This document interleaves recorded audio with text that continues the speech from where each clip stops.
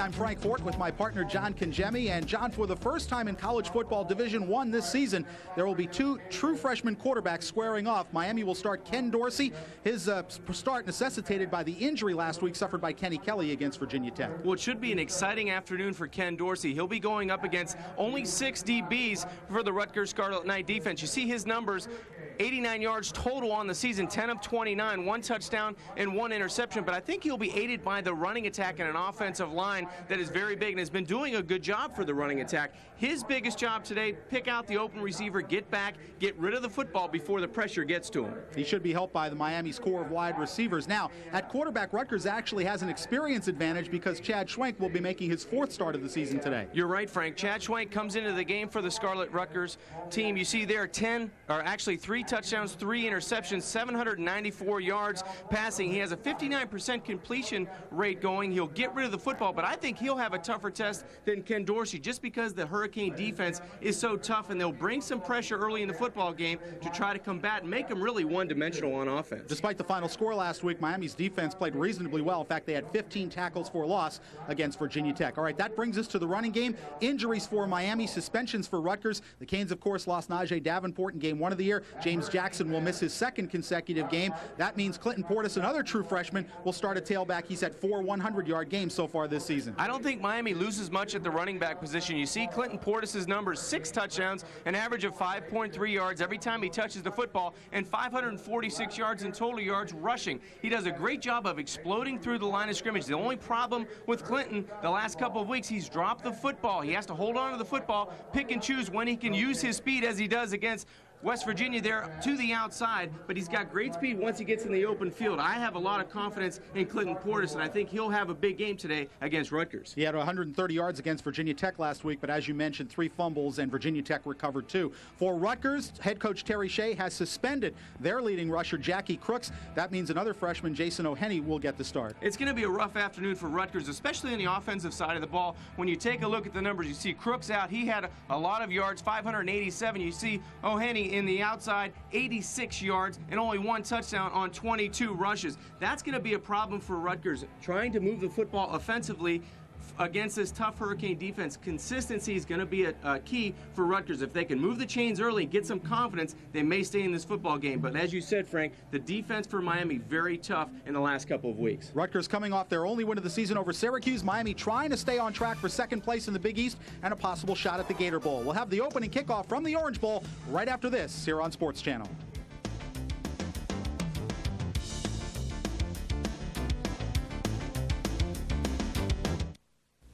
Predicting the weather can be tricky, but Fisher predicts that for your personal use, the LD Series will be ideal for compact and light half-ton 4x4s. Plowing for profit will be easy with the EZV plow. It's 3 plows in 1. Fisher's durable MC Series will clear lots and streets efficiently. For ice, it's our hopper and tailgate spreaders. You can't rely on a crystal ball to predict the weather, but we can guarantee that Fisher will get the job done. Available now at General Welding, Maple Road, Elma. Call 652-0033. If you're a Beatles fan, stay tuned for exciting news. Hidden away for 30 years, a treasure for all Beatles fans defied discovery until now. Days in the Life, the Lost Beatles Archives, featuring never-before-seen photographs of John, Paul, George, and Ringo. Featured on Entertainment Tonight, Days in the Life has more than 200 pages. Call now and receive these special free gifts. A breathtaking private video tour of all the old Beatles haunts, and this audio tape featuring juicy, never-before-published Beatles interviews. This offer is worth over $90, but order now and you get the incredible Lost Beatles Archives and both these free gifts for only $39.95. Don't miss out on this special TV-only offer. Call this number now. Call 1-800-635-7272 to order Days in the Life, the Lost Beatles Archives. Hurry, this offer won't last. Call 1-800-635-7272. From the Orange Bowl in Miami, Florida, Frank Fort and John Congemi with you, and you're looking at the Orange Bowl Stadium, and it's actually turned into a fairly nice afternoon here at the Orange Bowl. There were showers this morning, 84 degrees with 80% humidity, and there is still a chance of showers as we see some clouds to the west of us, but toward Biscayne Bay, the direction you're looking at, it is a relatively nice day. Rutgers won the toss. They have deferred till the second half. Miami will receive the football. They'll have it going from left to right. Terry Shea's Scarlet Knights of Rutgers coming off an upset overtime victory over Syracuse last week, 24-21. Their only victory of the year after 9 straight losses. Miami 5-4. And of course, Miami's losses have all come to teams ranked in the top 25. And of course, last week at Virginia Tech, John, Miami was in the game for 3 quarters. Virginia Tech just blew the game open in the 4th. And Miami trying to recover emotionally from that. They still have some things they can play for. Obviously, if they win out, they'll finish second in the Big East, and then the Gator Bowl probably will beckon from Jacksonville, Florida, which is a nice game on January 1st, good visibility, and that's what Butch Davis is pointing for. Yeah, we're disappointed, unless Virginia Tech falls on its face in their last 2 games, we're not going to have a chance to win the Big East title. Well, that's the reality of the situation, Frank. The Gator Bowl is their reward if they go out and win the next 3 football games, but I think they put that game behind them. Really, they gave that game in the middle of the football game to Virginia Tech with the turnovers. I thought defensively they played with a lot of emotion. They came out and fought hard on both sides of the line of scrimmage. They were just outmanned, I think, down the stretch, but really aided by the gifts that they gave Virginia Tech today against Rutgers. They have to start out with a passion. They have to find out what kind of team they have, what kind of character they have. They have to come back hard right from the opening bell, and that all starts up front with that offensive line. And they have a freshman quarterback to start this football game. You see Butch Davis in his 5th season at Miami, 36-19. But I think Coach Davis has enough confidence in this offense that they'll be able to miss Kenny Kelly at the quarterback position and still be able to roll with the offensive weapons that they have.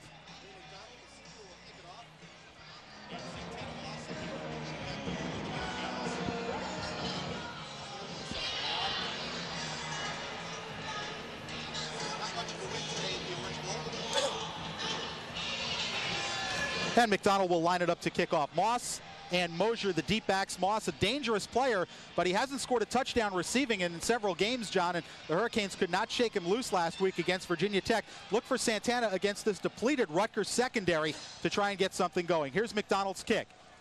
It's going to be Moss at the goal line.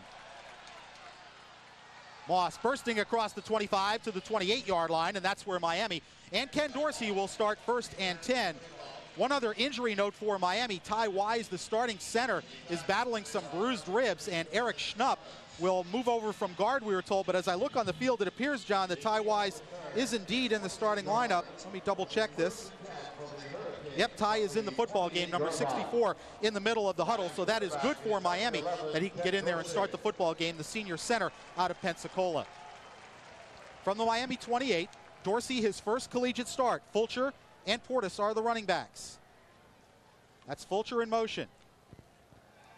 Dorsey, his first pass, complete to Moss. Moss gets away from one tackler and gets first down yardage before he's finally run out of bounds at the 41-yard line.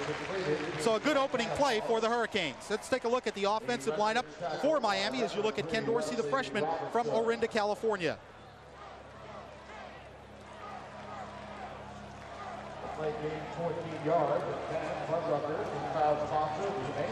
We go Clinton Portis, the freshman from Gainesville, 4 100-yard games. The offensive line led by a couple of seniors in the aforementioned Ty Wise and Richard Mercier, and the receivers are good ones, Moss, Wayne, and Bubba Franks, who has caught more passes this year than the last 2 combined, so he is involved in the Miami offense. 1st and 10 Miami from their 42, call it. Dorsey again to throw. Again, a quick out. This time Wayne with the catch, and Wayne swarmed under after a pickup of 4.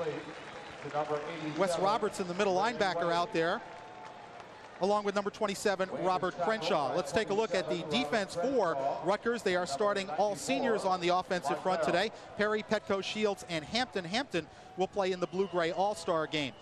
Mike Pridgeon will not start at middle linebacker. He was left off the trip because of a coach's decision. Wes Robertson will start, and the secondary is young and relatively inexperienced. 2nd and 6 for the Hurricanes. Portis with his first carry, trying to get to the corner.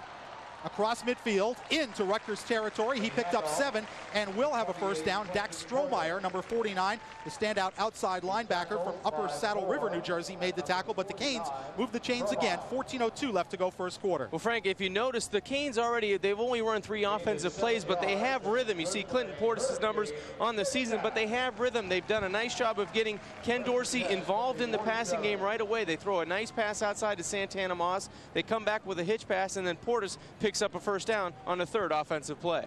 1st and 10 Hurricanes in Rutgers territory. Wayne wide to the left, Moss in the slot. Give us to Portis. Portis behind a Bubba Franks block, breaking free at the 40, 35, 30, and Clinton Portis finally down at the Rutgers 28-yard line. Picked up 19, Robert Crenshaw, the cornerback, number 27, making the tackle, but Clinton Portis showing some burst. Well, it looks easy on the afternoon so far, Frank. This Miami offensive line doing a nice job of moving. Rutgers off the line of scrimmage. They're coming off and pushing people. You see a lot of white jerseys with green jerseys on top of them. A great cutback off of Bubba Franks' block to the inside. Cuts across the field, does Clinton Portis. Watch him with 2 hands on the football, securing the carry. That's the way he was carrying the football before last week, when he fumbled 3 times. Here's Portis on a 1st and 10. Mercier out front. Good block from Mercier, and Portis reaches the 22-yard line before Shaheeb White and Wes Robertson make the tackle, numbers 1 and 3 on that Rutgers defense, but a nice pickup of 7 on 1st down. Frank, I don't know if you can say that a 5'10", 175 junior in Santana Moss makes a devastating block on the play, but he came back and came from the wide receiver position, made a nice block down on inside in the linebacker position to make Portis bounce to the outside. Andre King lines up in the slot inside Reggie Wayne at the top of your screen. 2nd and 3 for the Hurricanes.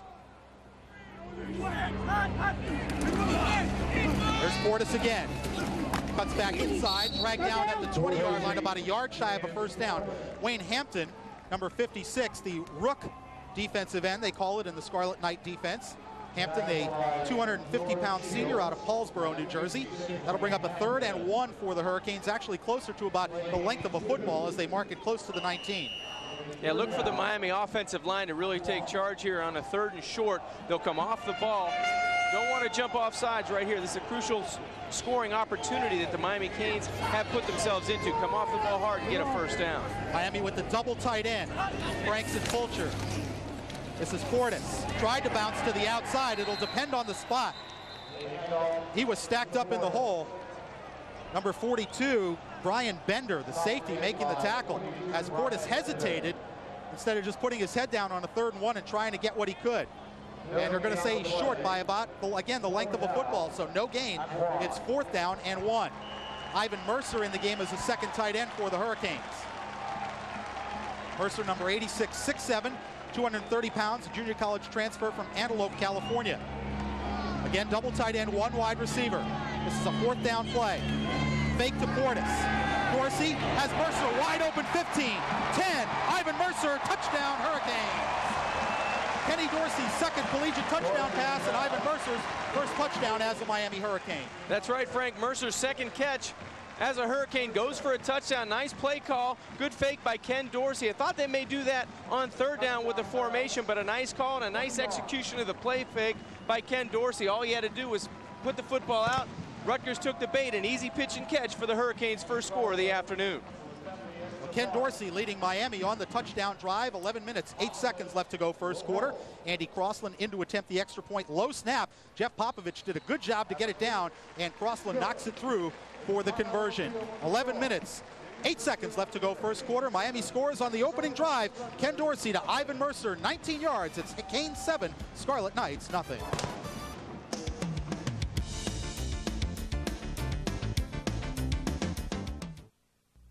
For more than 45 years, Gill's Plumbing Supply has been Western New York's wholesale source for contractors and builders. And now, Gill's is offering wholesale pricing to both our contracting and retail customers. You'll find the lowest prices on famous and trusted brand name items, including water heaters, hot tubs, kitchens, bathrooms, replacement parts, even ventless fireplaces. Visit our huge showroom or counter today and see it all at Gill's Plumbing Supply, 4601 Military Road in Niagara Falls. The World Wide Web. It offers everything about everything, which is a lot to sift through if what you're really interested in is everything Buffalo. Introducing Buffalo.com. It's the quickest and easiest way into the heart of Western New York. With news, weather, sports, free email, and so much more, it's not just a world of information.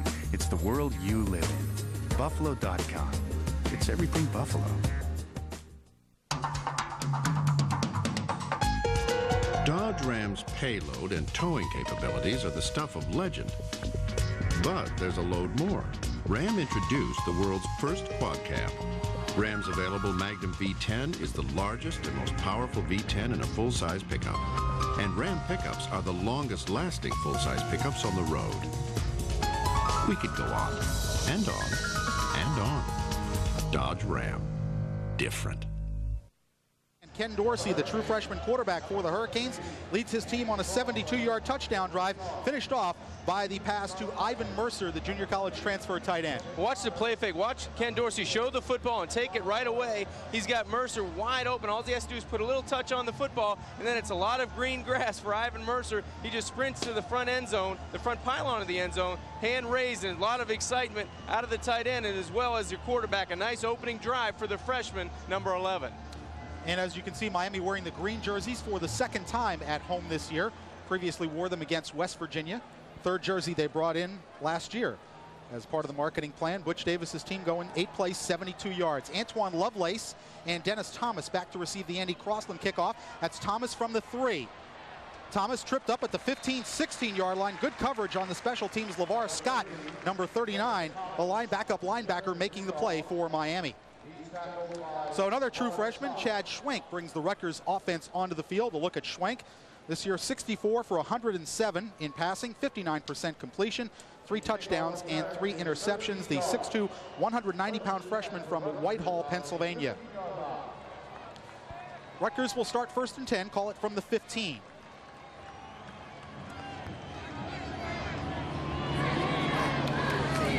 Schwenk gives to O'Henny. O'Henny picks up about 3 yards before the Miami defense closes in. Damian Lewis, number 92, and Dan Morgan, the outside linebacker, number 44, making the tackle. Here is the Rutgers offense. We mentioned O'Henny getting his first start from Farmingdale, New York. Thomas is the fullback.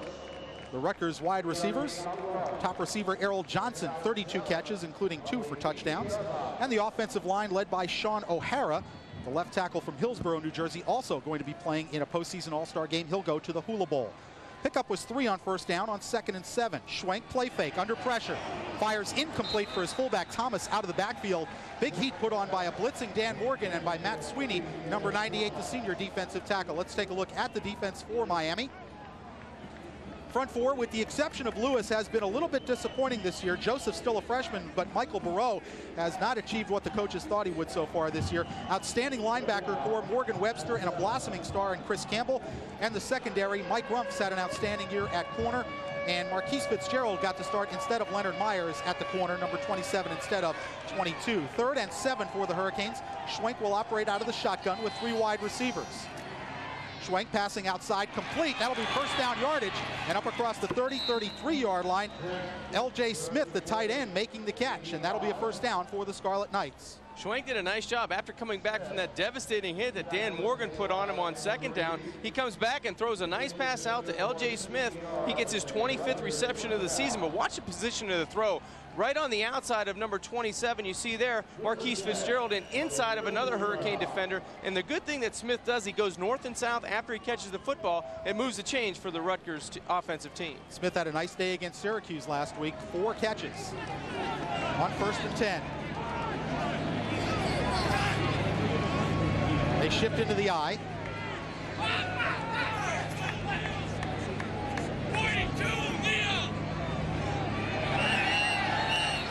And whistles blow. It appears that the play clock ran out.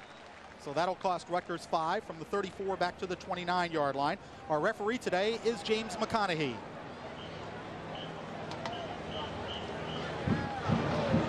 And it'll make it 1st and 15 from the Rutgers 29-yard line. 9 minutes, 45 seconds left to go first quarter. Miami with a 7-0 lead, scoring on their opening possession, a 72-yard drive. This is the first time Rutgers has had the football. They've gotten 1 first down. On 1st and 15, Seth Stanton in the game at fullback. That is Stanton in motion. Give us to O'Henny. O'Henny will grind out about 4 yards. Nate Webster had him around the ankles. Number 52, the middle linebacker, helped out by Dan Morgan, the weak side linebacker out of Coral Springs High School here in South Florida. Frank, I thought the defense fought very hard last week, especially the first 2 quarters of the Virginia Tech game. They played hard up front. They won the battle at the line of scrimmage, and at the linebacker position, you saw Morgan and Nate Webster and Chris Campbell. They do a good job using their speed and toughness to get to the ball carriers, and that's what they're continuing to do early in this football game. 2nd and 11 for Rutgers. Thomas, the fullback, in motion. Schwenk will put it up, swings it out, incomplete, intended for O'Henny, the tailback. It'll bring up 3rd and long. Again, nice pressure by Matt Sweeney and William Joseph. That's going to make the quarterback Schwenk really unload the football a little bit earlier than he wanted to. Al Blades would have been out in the flat, but you take a look at the pressure up front. They do a good job of getting hands in the face. Just a simple flare pass to the outside, but you see Sweeney to the left side. He was in position to make the play, and so was Al Blades on the outside. 3rd and 11 for Rutgers. 3 wide receivers in the formation. Schwenk gives instead to O'Henny, and he is swarmed under. Damian Lewis, number 92, making the first contact, helped out by the safety, Al Blades. Kind of a helpless feeling for the running back, Jason O'Henny, in the backfield. He's probably telling Schwenk, don't give me the football. This is what O'Henny sees in the backfield, a bunch of green jerseys just waiting for him to get the football, nowhere to run. You see in the middle of that fray, number 92, Damian Lewis, doing a nice job containing the middle of the football field for that Kane defense. Look at Charlie Titus, the punter, averaging 40.6 and a long of 70 this year, and he's had a lot of action, as you can see, 59 punts. Santana Moss back to receive the kick for the Canes. Titus just did get it off. Here's Moss at his 27. Taking it right back up the middle, getting what he can, and gets out to the 36-yard line. Number 84 on the special teams tackle, Phil Douglas for Rutgers. Timeout on the field, 8:07 to go first quarter. Hurricanes leading Rutgers 7-0. What do you want from your accountant? Better financial statements? Better business and estate planning? The best possible tax results? Complete business consulting and tax planning? At DeVita and Tracy, our clients get all that and more. We can install accounting software like QuickBooks and SBT, or entire computer systems that will increase your bottom line and let you keep more of your money. Call DeVita and Tracy, certified public accountants for individuals and businesses, at 691-1100, in Medina at 798-2734. The holidays aren't going to be the same for me anymore. They're going to be better, because I just traded in my sleigh on a new Craftmatic adjustable bed. My Craftmatic not only adjusts into the jolliest positions imaginable, it temporarily helps relieve my low back pain and helps me relax and sleep better. Consider giving yourself or special loved one a gift that will make you feel wonderful. Call toll-free to get this free Craftmatic information pack by mail. Inside, you'll find a little gift from me. It's this certificate, good for a free 25-inch stereo color TV. The TV is yours free with the purchase of a Craftmatic Model 2 bed. To get your free 25-inch stereo color TV certificate and catalog by mail, call toll-free. On Dancer, on Prancer. There's absolutely no obligation. Call toll-free 1-800-762-5533. That's 1-800-762-5533 toll-free. 1-800-762-5533.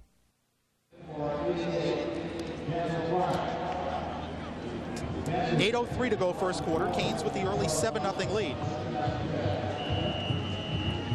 It'll be 2nd and 10 from the Miami 37. Look at the Rutgers sideline. Terry Shea, Big East Coach of the Year last year after going from 0-11 to 5-6, but back on some hard times this year. Injuries and a lot of disciplinary problems. Suspensions have hurt the Rutgers Scarlet Knights.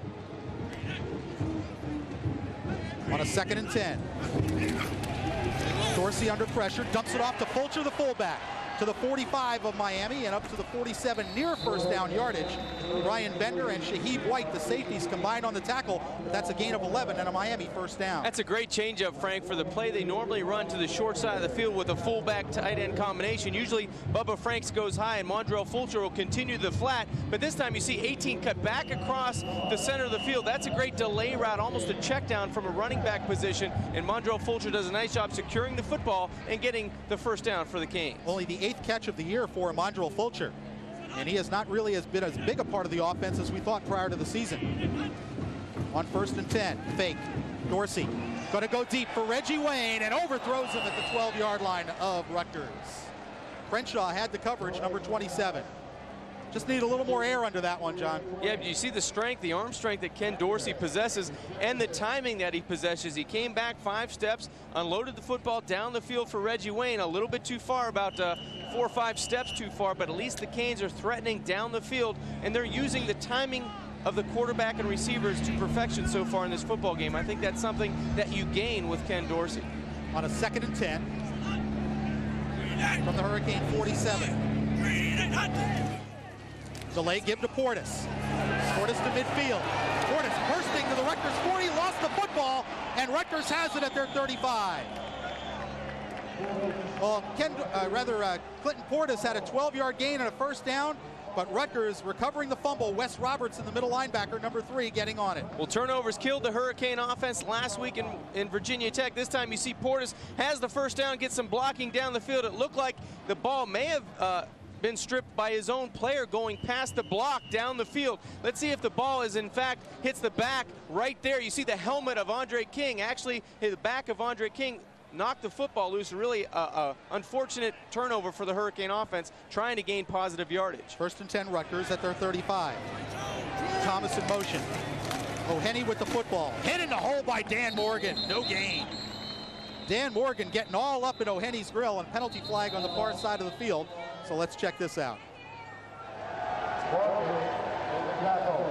7:17 left to go first quarter. Miami with the 7-0 lead. Jim McConaughey and his crew will discuss it. Offside on Miami. So that'll cost the Canes 5.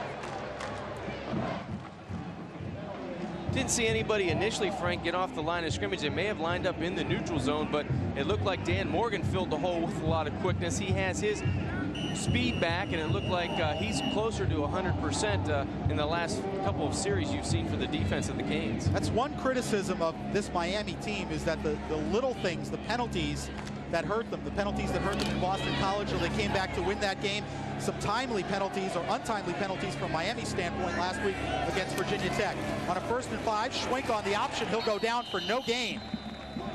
Matt Sweeney, number 98, the senior defensive tackle, and a Jersey kid from Sussex, New Jersey, playing against the State University of New Jersey in Rutgers. Well, immediately from the snap that time, the offensive play looked like it was going to go nowhere. The team speed of the Miami defense really out-leveraged the option. You see 3 or 4 players to the outside of the quarterback, Schwenk, nowhere to throw the football. He did the smart thing, just tuck it and try to get positive yardage, but the team speed along the line of scrimmage for Miami really paying benefit that time. 2nd and 5. Schwenk with play action, rolling out, under pressure, just gets rid of the football, and incomplete up at the 39-yard line. Intended for Dennis Thomas, his fullback. Nate Webster had the coverage, but Schwenk just trying to avoid the sack, and fortunately had a receiver at least in the vicinity. Well, Joseph and Campbell, you talk about Chris Campbell, one of the unsung linebackers, the sophomore linebacker on the outside, came with a vengeance from the corner, as well as William Joseph. You see his speed from the outside. Now, William's 6'5", 285, but he moves a lot like a linebacker, does a nice job forcing the incompletion for the Rutgers offense. 3rd and 5 for the Scarlet Knights. O'Henny in motion. Schwenk stepping up and throwing, incomplete, went for O'Henny. Edward Reed there on the coverage, and Rutgers will be forced to kick it away. We'll look at Edward Reed, the sophomore from St. Rose, Louisiana. Santana Moss will go back to receive the kick for Miami. Schwenk, by the way, 1 of 5 for 16 yards so far in this game. A look at Titus, the punter, Charlie Titus, number 37, and there is Santana Moss. Frank, we mentioned the previous punt attempt by Rutgers. The snap was not, didn't have a lot of zip on it. Look for Miami to come after a kick later in this football game. O'Hara is the snapper. That a much better snap, and Titus puts his foot into it. Nice punt coming down to Moss at the 14. Moss is going to be buried at the Miami 28-yard line. Return of 14. Tackle on the special teams by Brian Bender, number 42. 5:58 left to go first quarter at the Orange Bowl. It's Miami leading 7-0.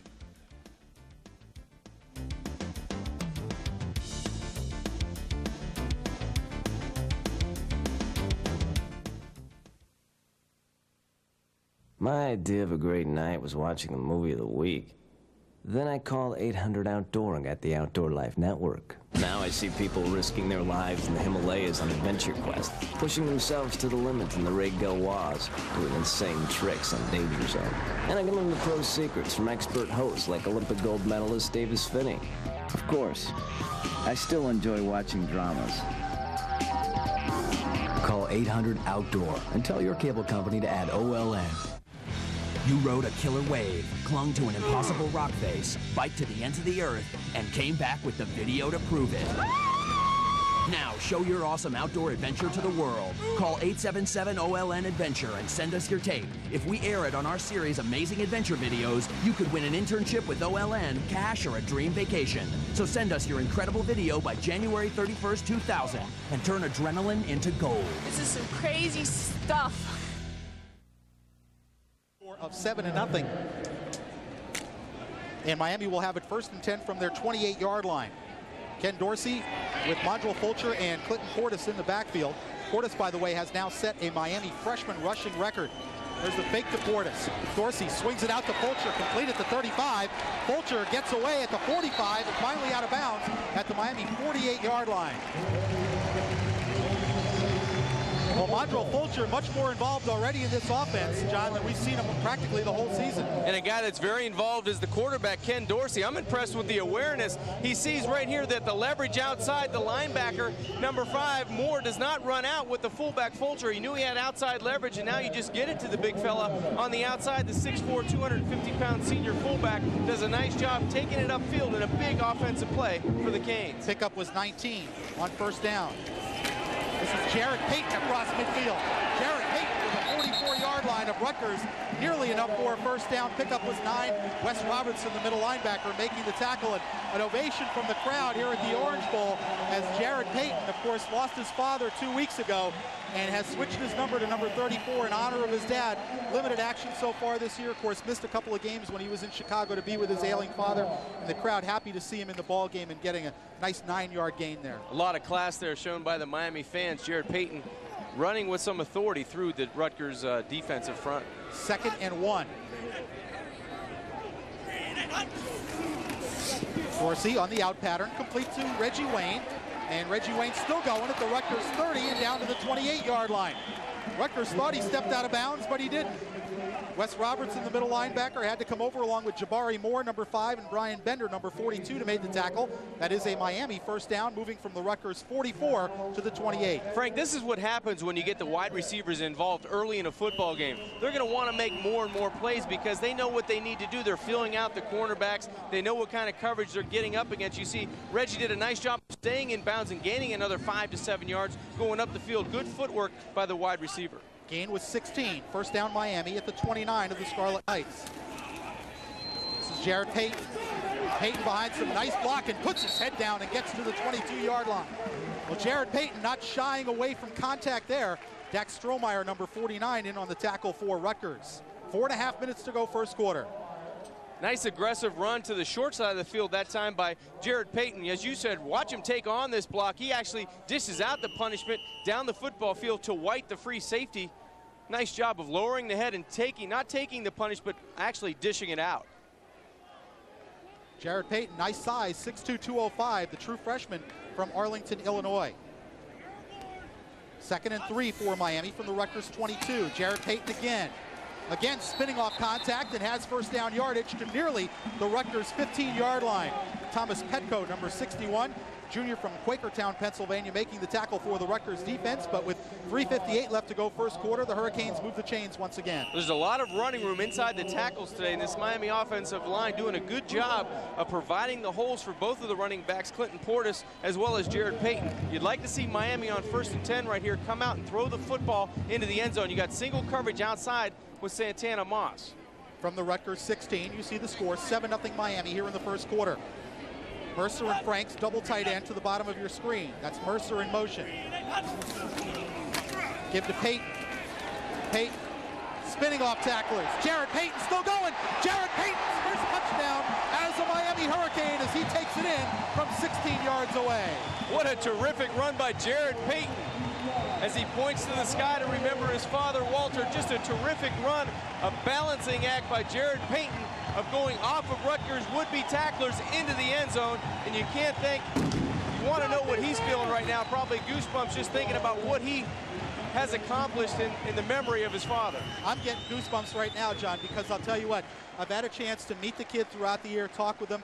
You couldn't find a better kid or a more classy kid than Jared Payton. As Andy Crossland knocks the conversion through, 3:23 to go first quarter, Miami a 14-0 lead. One more look at Jared Payton, his first touchdown as a Miami Hurricane. Watch the authority, Frank, that he hits the line of scrimmage and then he just bounces off of would-be tacklers. Right there, the strength he shows. He knows that they're trying to strip the football. The great bounce outside and now the sprint to the end zone. You can't give enough credit to the young man for his determination. Watch the bounce right here. He'll go through the line of scrimmage. Great block in the outside, the strength right there, and then the ability, the elusiveness to get to the outside, and now the dash to the end zone. Payton in for the touchdown. 14-0 Hurricanes, 6-play, 72-yard drive, and Jared Payton accounting for 38 of those yards on 4 carries.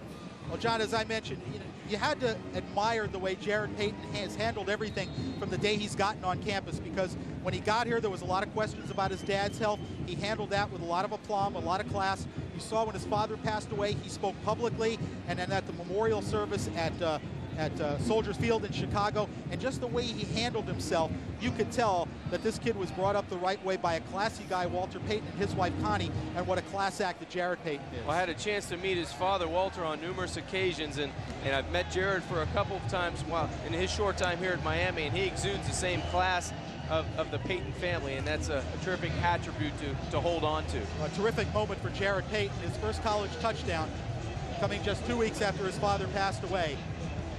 Of course, here's a guy with very limited football experience, John. He was a soccer player up through his sophomore year in high school, then switched to football. Here's a low-line drive kick, bobbled at the 18. Picked up, and back to the 23-yard line is Darian Barnes, a backup running back. That's where Rutgers will start at 1st and 10. 3 minutes, 14 seconds left to go in the first quarter. Hurricanes with a 14-0 lead. Ken Dorsey engineering a pair of touchdown drives.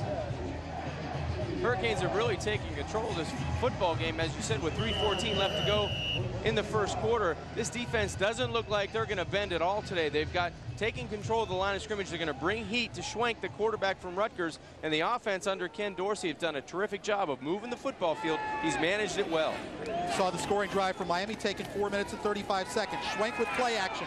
Deep down the sideline, going for his tight end, L.J. Smith, but overthrown near midfield. Edward Reed had the coverage for the Hurricanes. 2nd down and 9 upcoming for the Scarlet Knights. And nice pressure on the quarterback, Schwenk, by Michael Burrow, number 93. You like the scheme of what Rutgers tries to do. I just don't think they have the athletes to stay up with the Miami defense. Offensively, they're putting people in the right positions, but I think Miami overall, their team speed and the way they've had the season go for them so far, they're going to take control of a team that they know they can dominate. Well, that's what Syracuse did not do last week, John. They never got really a handle on the football game, and they wound up being upset. Out of the shotgun on 2nd and 10. With the blitz coming, Schwenk trying to set up a middle screen and overthrows his receiver, Smith, L.J. Smith, the number 85, so that'll bring up 3rd and long.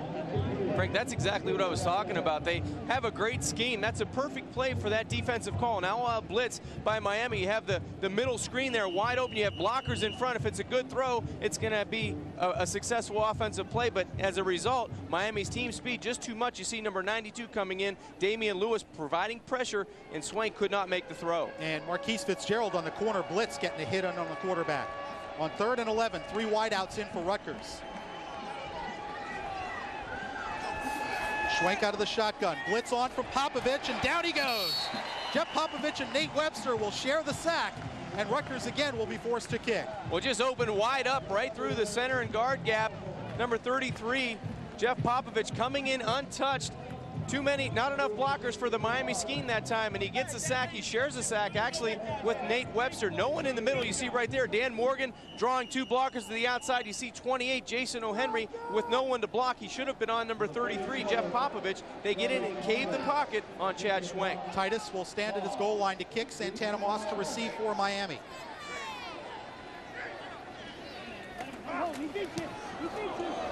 Just did get it away. Short kick bouncing at midfield.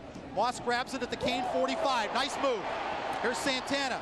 into Rutgers territory and run out by Dax Strohmeyer at the 46-yard line of Rutgers. That's where the Hurricanes will have it 1st and 10. Santana Moss, electrifying player, John.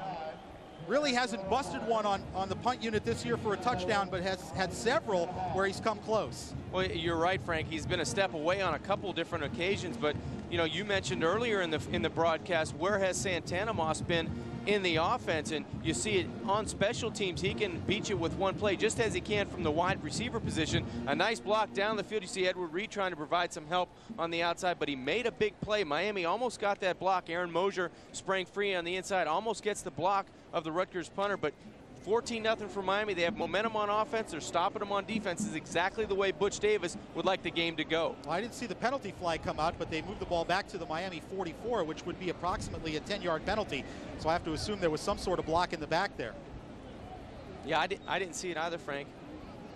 2 minutes, 10 seconds left to go first quarter. Jim McConaughey, the referee, talking to Terry Shea. Not sure what the problem is here. But they have marked the ball at the Miami 44. The return was to the Rutgers 46, so that's 10 yards back. I have to assume that there was some sort of block in the back or some sort of penalty there, which has really been kind of a bugaboo in the Miami special teams this year. So Jim McConaughey marks the football ready for play, and Miami will have it 1st and 10 at their 44. Robert Williams now in at fullback. Clinton Portis is the tailback. Dorsey will throw. Over the middle, complete to Mercer as tight end, who takes a hit at midfield from Jabari Moore, number 5, the outside linebacker. But Mercer held the ball and picked up 7. Seen a lot of Ivan Mercer so far in this football game. He's a big target at 6'7", 230 pounds. That's his 3rd catch this year. And you see the high pass by Dorsey, but the nice reception, the soft hands over the middle, moving the chains down to about to a 2nd and 3 position for the Cane offense. Ball just across midfield. Ivan Mercer, junior college transfer. Got to be a great hometown, Antelope, California. On 2nd and short, this is Jarrett Payton again with the Rutgers 45 and down to the 41-yard line. Ryan Bender, the safety, had to make the tackle, but Jarrett Payton picked up 8 and has another Miami 1st down. Well, Frank, the Scarlet Knights gamble on a run blitz. They try to cover every gap down on the short side of the football field, and Miami goes the opposite way. A nice block at the point of attack by number 18, Mondrell Fulcher. You see Richard Mercier out in front of the fray doing a nice job, and Reggie Wayne down the field beyond the ball carrier, Jarrett Payton, but nice block at the point of attack by Mondrell Fulcher. Say Richard Mercier doing a nice job. That's almost redundant or That's unnecessary true. to say. Every game he comes up pretty big. 1st and 10 from the Rutgers 41. Dorsey, 3-step drop. Pass to Wayne, complete, and run out of bounds at the Rutgers 35-yard line. It's a pickup of nearly 6 on 1st down. So Miami using the quick passing game on 1st down, John. It's been effective for Dorsey. Really has, and Ken Dorsey looked to the wide side of the field, and I'm not sure if he thought of last week when he tried to throw that 3-step pitch to the wide side and it was picked off. He had Santana Moss one-on-one, elected to go to the short side of the field. That's a good decision. Good play on 1st down and a 5-yard pickup. 2nd down for Miami with 59 seconds left to go here in the first quarter. Jarrett Payton skips through a hole and picks up a couple of yards. Wes Robertson, number 3, the middle linebacker, made the tackle. It's about 3 yards shy of a 1st down. So it'll be 3rd and 3 for Miami as the clock winds down to 45 seconds here in the first quarter. Frank Fort, John Congemi with you on Sports Channel from the Orange Bowl. Homecoming for the Hurricanes. And they'll be inducting 4 of their former players into the Ring of Honor at the Orange Bowl, including Bernie Kosar, the former quarterback, who will be interviewing at halftime. This is a 3rd and a long 3 for Miami from the Rutgers 34.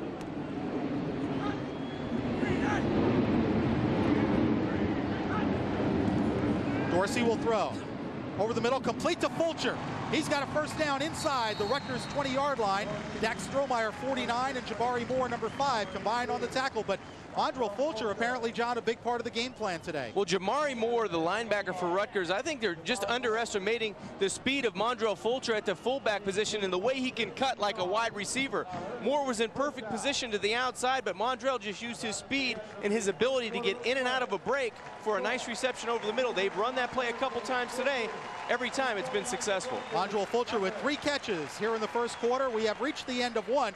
Butch Davis talking to his freshman quarterback. It's the Hurricanes 14, Rutgers nothing. We'll be back at the Orange Bowl in a minute.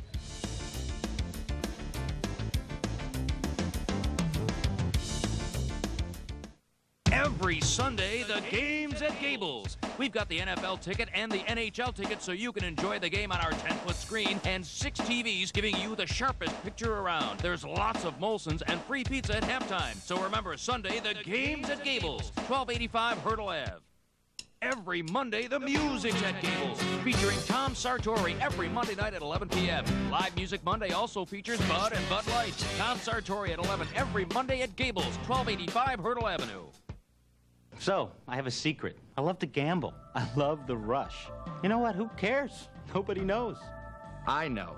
It shows in his work. You gotta understand, I need time to relax. I wish my dad would spend more time with me.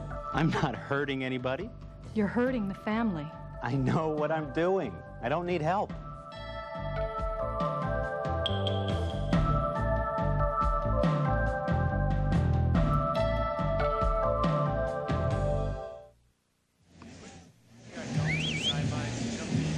Yeah, Reggie Wayne on first down.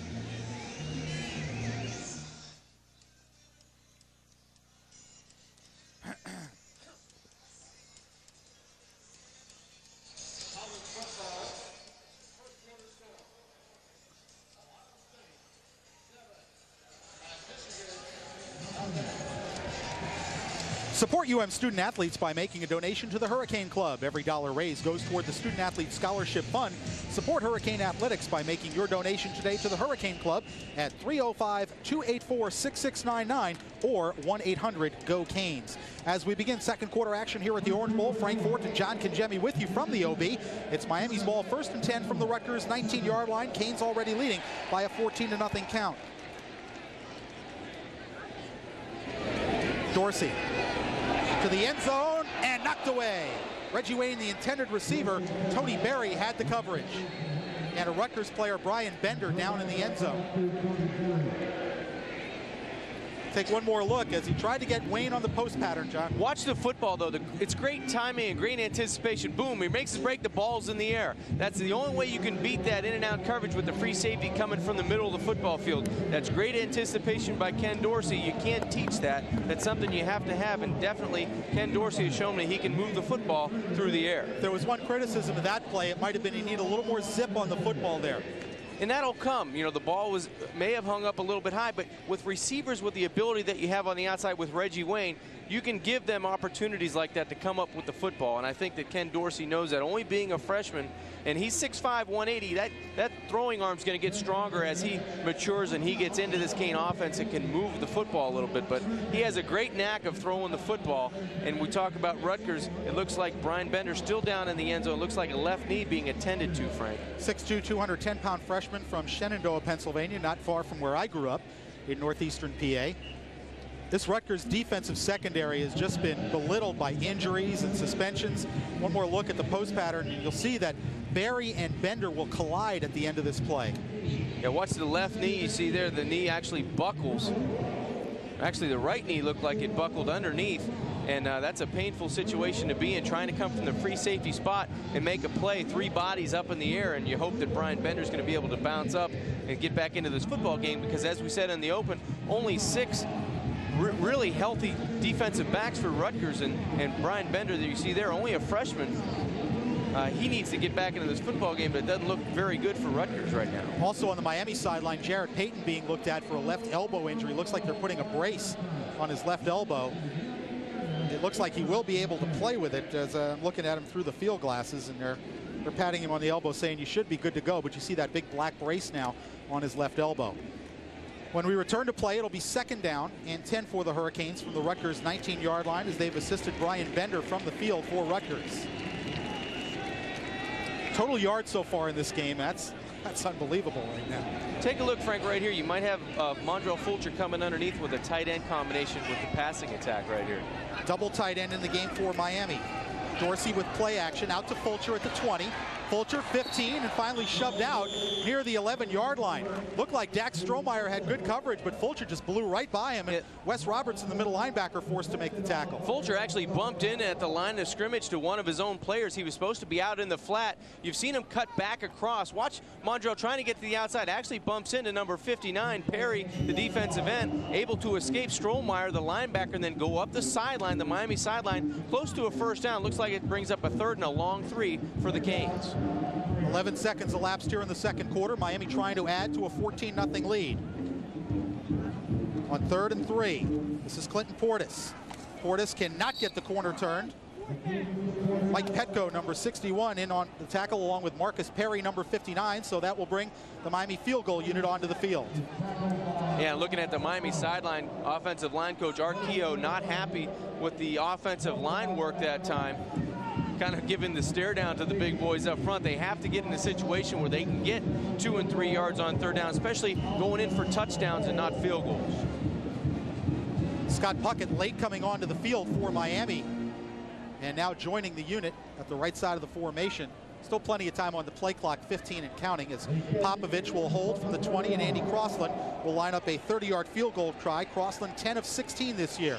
Snap is good, hold is good. Crossland with a terrible looking kick, but it goes through. And he and Popovich talk it over. That thing never really got more than 15 feet off the ground, I should say. And Andy kind of looked at Jeff and said, well, it wasn't pretty, but it was effective. Well, it still counts for 3. 13:58 left to go second quarter at the Orange Bowl. Miami has added to their lead with Andy Crossland's 30-yard field goal. Yeah, I was trying to pick up this field goal looking at the field and not the monitor, and never saw it. And then I kind of saw that little brown bullet going through just inside the left upright, and Crossland kind of looked at Popovich and said, well, hey, you know, it counts as 3 no matter how it goes through. Andy Crossland, of course, has had a lot of ups and downs in his Miami career. And, well, you see the ball was leaning way to the left. I'm not sure if Andy likes it that way. Sometimes the holder will lean the ball a little, but that looked like a bit of an exaggerated lean, and looked like Crossland said, hey, you put it in a divot. Yeah, and he brings his right arm up and said, you know, Pop, there's nothing I can do about it. Kind of came out low, but those are the kind of kicks that Andy Crossland has had trouble with, kind of the 30-ish range, in close to the Miami end zone, but it goes through the goalpost and it'll bring the Miami lead to 17. 13:58 left to go second quarter. So far, Ken Dorsey and the Miami offense have been very impressive. The true freshman quarterback out of Orinda, California. And, you know, John, people talk about the probation that Miami was under, and this is the second year that they've been out from under probation, but the first year they could sign a full recruiting class. Ken Dorsey and Clinton Portis part of that recruiting class along with Jared Payton, but you know you're not all the way back as a program depth-wise when you've got to play a true freshman as your number 2 quarterback, and you've got to play two true freshmen when your first 2 running backs go down. You're exactly right. The depth has been a concern for Butch Davis and this Miami Hurricane team on both sides of the ball, but at least they're getting the experience, and that could prove valuable down the road. Here's Crossland's kickoff with a little bit of a wind at his back, and he knocks it through the end zone over the head of Dennis Thomas. And Rutgers will start 1st and 10 from their 20. One area of Andy Crossland's game that has improved this year is the kickoffs. He has knocked a number of balls in and out of the end zone. There's the scoring drive for Miami. 9 plays, 44 yards, 3 minutes and 12 seconds, culminating in the Andy Crossland field goal as he gets congratulations from Todd Sievers, who is redshirting this year as a kicker, and he will step into that role next year for Miami. Butch Davis with the headsets on. Rob Chudzinski to his right. Defensive coordinator Greg Schiano just stepped out of the left part of your screen. He's at this Miami defense in a bit more of an attacking mode this year, and as a result, they forced 29 turnovers through 9 games. On first down, inside handoff to O'Henny, and he is going to go nowhere. Matt Walters and Adrian Wilson there for the Miami defense, and one more guy off the bottom of the pile. It's Chris Campbell, number 48, the sophomore linebacker. Yeah, it seems like Chris Campbell is really coming into his own. The sophomore linebacker has 43 total tackles on the season, but he uses his speed. He's a very smart linebacker, and I think when he takes a look to the inside, he looks at Webster and Morgan. He has a lot of veteran there, leadership there, and can watch those guys play, and if he can even get close to that ability, he's going to be a terrific linebacker. Yeah, well, Webster and Morgan have set the bar pretty high. Another inside handoff on a crossbuck type of play, and Dennis Thomas, the fullback, going nowhere. Michael Barreau, number 93, buries him for a loss of 4. Yeah, Barreau, as you said, knifes in from that defensive end position, does a nice job of getting a tackle for a loss. That's his 5th on the season, and Barreau really dominated that left side of the line of scrimmage. He got lower than the offensive blockers, right side of your screen. You see Barreau right there coming in. No chance for the running back from Rutgers to do anything. Also Dan Morgan in as well on the tackle. Dan Morgan's always around the football. If you watch this Miami team, you know that. 3rd and 14 for Rutgers. 4 wide receivers in the formation. Schwenk out of the shotgun. Down to hash, intercepted by Mike Rump. Mike Rump picked it off at the 26-yard line. Then he was thrown back, so Miami will have it 1st and 10 at the Rutgers 26. Mike Rump's 4th interception of the year. Well, we talked about anticipation on the Miami offense with the quarterback Ken Dorsey. This time, Michael Rump playing the route, the outside route, just an in route about 10 yards. He comes inside, something he's seen on film when they have a double in from the outside to in. Michael Rump really staying out of his back pedal and charging on the football. Watch on the top of your screen. Great pressure by number 27, Marquise Fitzgerald, forces the quarterback Schwenk to unload the football left, and right there, Michael Rump in for the interception. So the Canes have it in great position. Mike Rump's 4th pick of the year, as we mentioned, a sophomore out of Delray Beach, Florida. Payton and Fulcher in the backfield behind Dorsey. Dorsey with a 1st down throw, swings it out, complete to Payton. Payton to the 20, and gets to the 19-yard line. Wes Robertson, first contact out of his middle linebacker position. Jared Payton this year, his 1st catch. Frank, I don't know if you've noticed, but Miami offensively throwing a lot more today on 1st down. Now, I don't know if that's just because they're going up against a different caliber of defense or a different style of defense in Rutgers, but this is how you open up an offense, and this is how you get a quarterback into the game, you get the wide receivers into the game, and you spread the defense by going at it and being successful on 1st down. Throwing a lot more to the running backs today than any game I can remember this season. On 2nd and 3, this is Payton being forced way back. Jarrett's going to make at least a couple of yards more than he probably should have, but it's going to be a loss of 4. Yeah, that was a nice effort that time by Payton just to get back some of the yards that he was going to lose. That time Rutgers wins the battle up front, the line of scrimmage. You see a lot of white jerseys in penetration mode. You see number 49 to the outside doing a good job, but nowhere to run that time for Jared Payton. A lot of white jerseys in the backfield. 56 Wayne Hampton credited with the tackle. Way too much penetration from Rutgers there for Miami's liking. It'll bring up 3rd and 9 for Miami from the Rutgers 25. Out of the shotgun, Dorsey steps up and throws, looking for Bubba Franks. It was contact down the middle of the field, but no flag forthcoming. Jabari Miller, number 18 on the coverage, a junior out of Pensacola, New Jersey, and that'll bring up 4th and long. Had man coverage is exactly what Ken Dorsey wanted to see. Looked like he might go to Santana Moss, but he elected to go down the football field to Bubba Franks. And actually, he was thrown off his route by the DB, Miller, number 18. So Andy Crossland in to attempt another field goal. This time Popovich will hold from the 33, a 43-yard attempt. This time Crossland hits it a lot better. It is up and it is good. A 43-yard field goal from Andy Crossland, and that stretches Miami's lead to 20-0. 11 minutes to go, 2nd quarter at the Orange Bowl. Canes 20, Rutgers nothing. We'll be right back after this.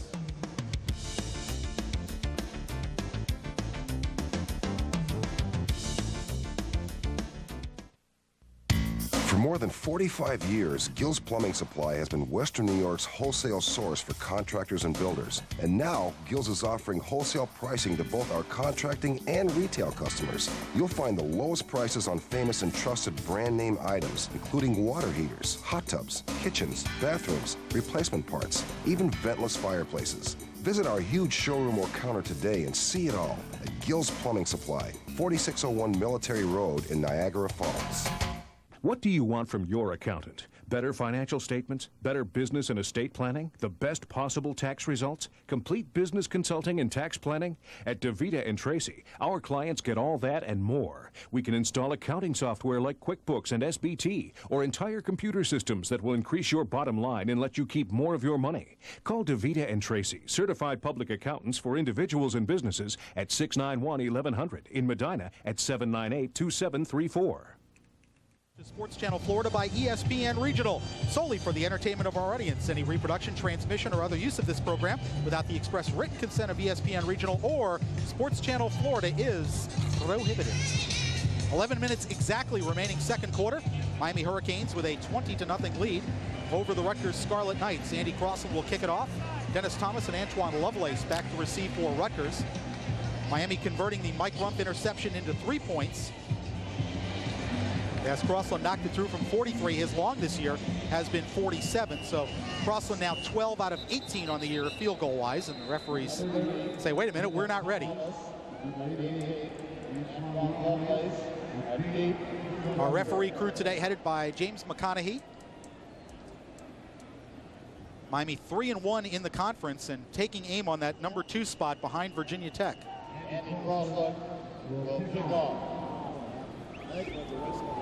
As I mentioned at the start of the telecast, all 4 of Miami's losses this year have come to teams in the top 25, and the losses to Penn State and Virginia Tech coming when both were ranked at the time number 2 in the nation. That's a touchback on the kickoff as Crossland boomed it deep, and Rutgers will start 1st and 10 from their 20. So Miami, at the time they played these teams, Florida State was number 1, and pending what happens today, still number 1.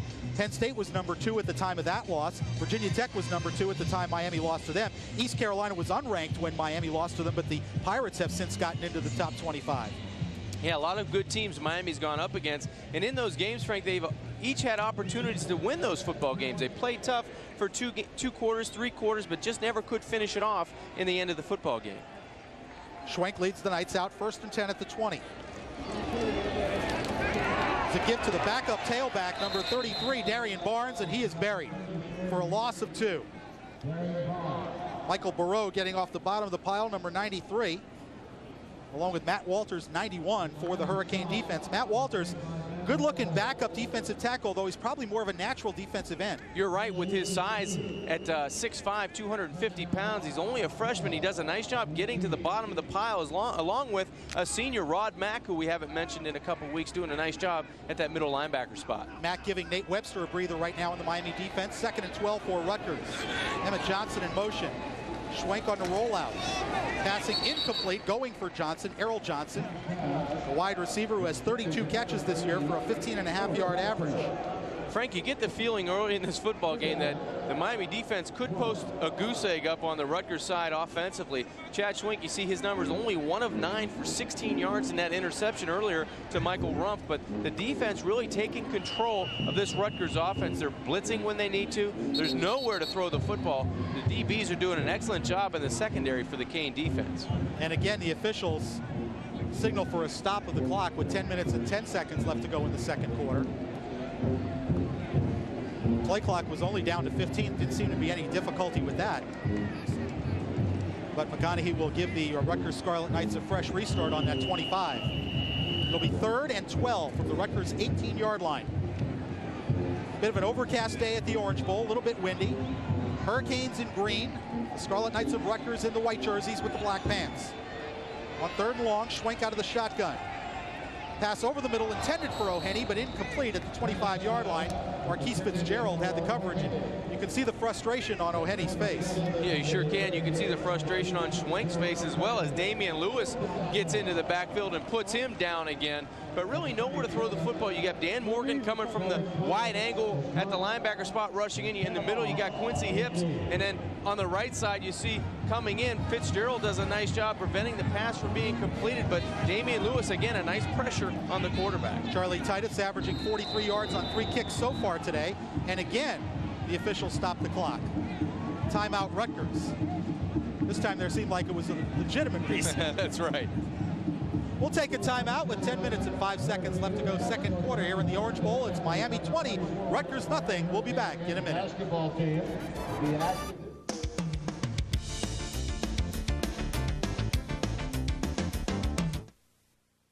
Bases loaded. For over 16 years, we've provided Western New York one of the largest inventories of sports collectibles from our French Road location in Cheektowaga. From the 50s to the present, Bases Loaded has sports cards for collectors of all ages, featuring sports memorabilia from over 100 sports stars. Bases Loaded is also a family-authorized distributor of Ted Williams products. Check out our new showroom with the most updated inventory. Bases Loaded, 794 French Road, Cheektowaga. HIV is the virus that causes AIDS. Anyone can get infected with HIV. It depends on what you do, not who you are. To help prevent HIV infection, everyone should be tested. Everyone. HIV testing is simple, reliable, free, and anonymous. Call 1-800-541-2437. Get the facts. Call 1-800-541-2437. 541-2437. Morning throughout the college football season. The lineup includes Saturday morning college kickoff at 10, followed by the Jim Levitt Show at 11, the Butch Davis Show at 11:30, and University of Miami football each game day at 11:30 p.m. Don't miss any of the action Saturdays on Sports Channel. Charlie Titus will kick it away for Rutgers. Santana Moss back to receive for the Hurricanes. Titus gets it away. Short punt off the right side of his foot. Bounces out of bounds at the Miami 45-yard line. So once again, the Canes will have excellent field position.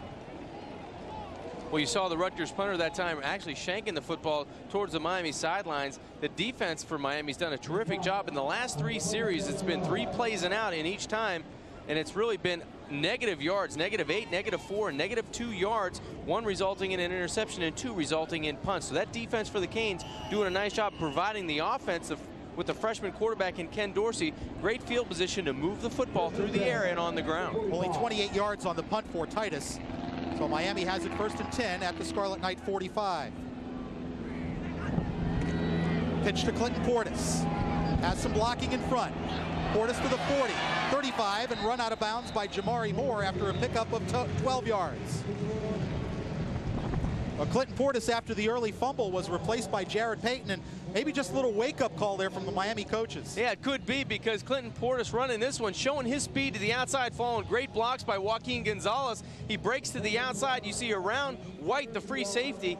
That's what Clinton Portis can do. He has that extra gear. He can get to the outside, and when he does, he's tough to track down. Gain was 13 down to the Rutgers 32-yard line. 1st and 10 Hurricanes. They lead it 20-0 here in the second quarter. And a busted play. Dorsey looking for some help. Finally will just run it out of bounds. And he probably got about a yard. Looked like he and Portis just busted the play. That's exactly what happened. And in that situation, a quarterback's really trying to make a positive play out of something negative. Ken did a good job of just going to the side he opened up to, try to make a play and then get out of bounds. But definitely miscommunication between tailback and quarterback that time. Word from the sideline, Rutgers safety Brian Bender. Sprained left knee. He will not return today. Dorsey actually picked up 2 on the play, so it is 2nd and 8 for the Hurricanes. At the Rutgers 30.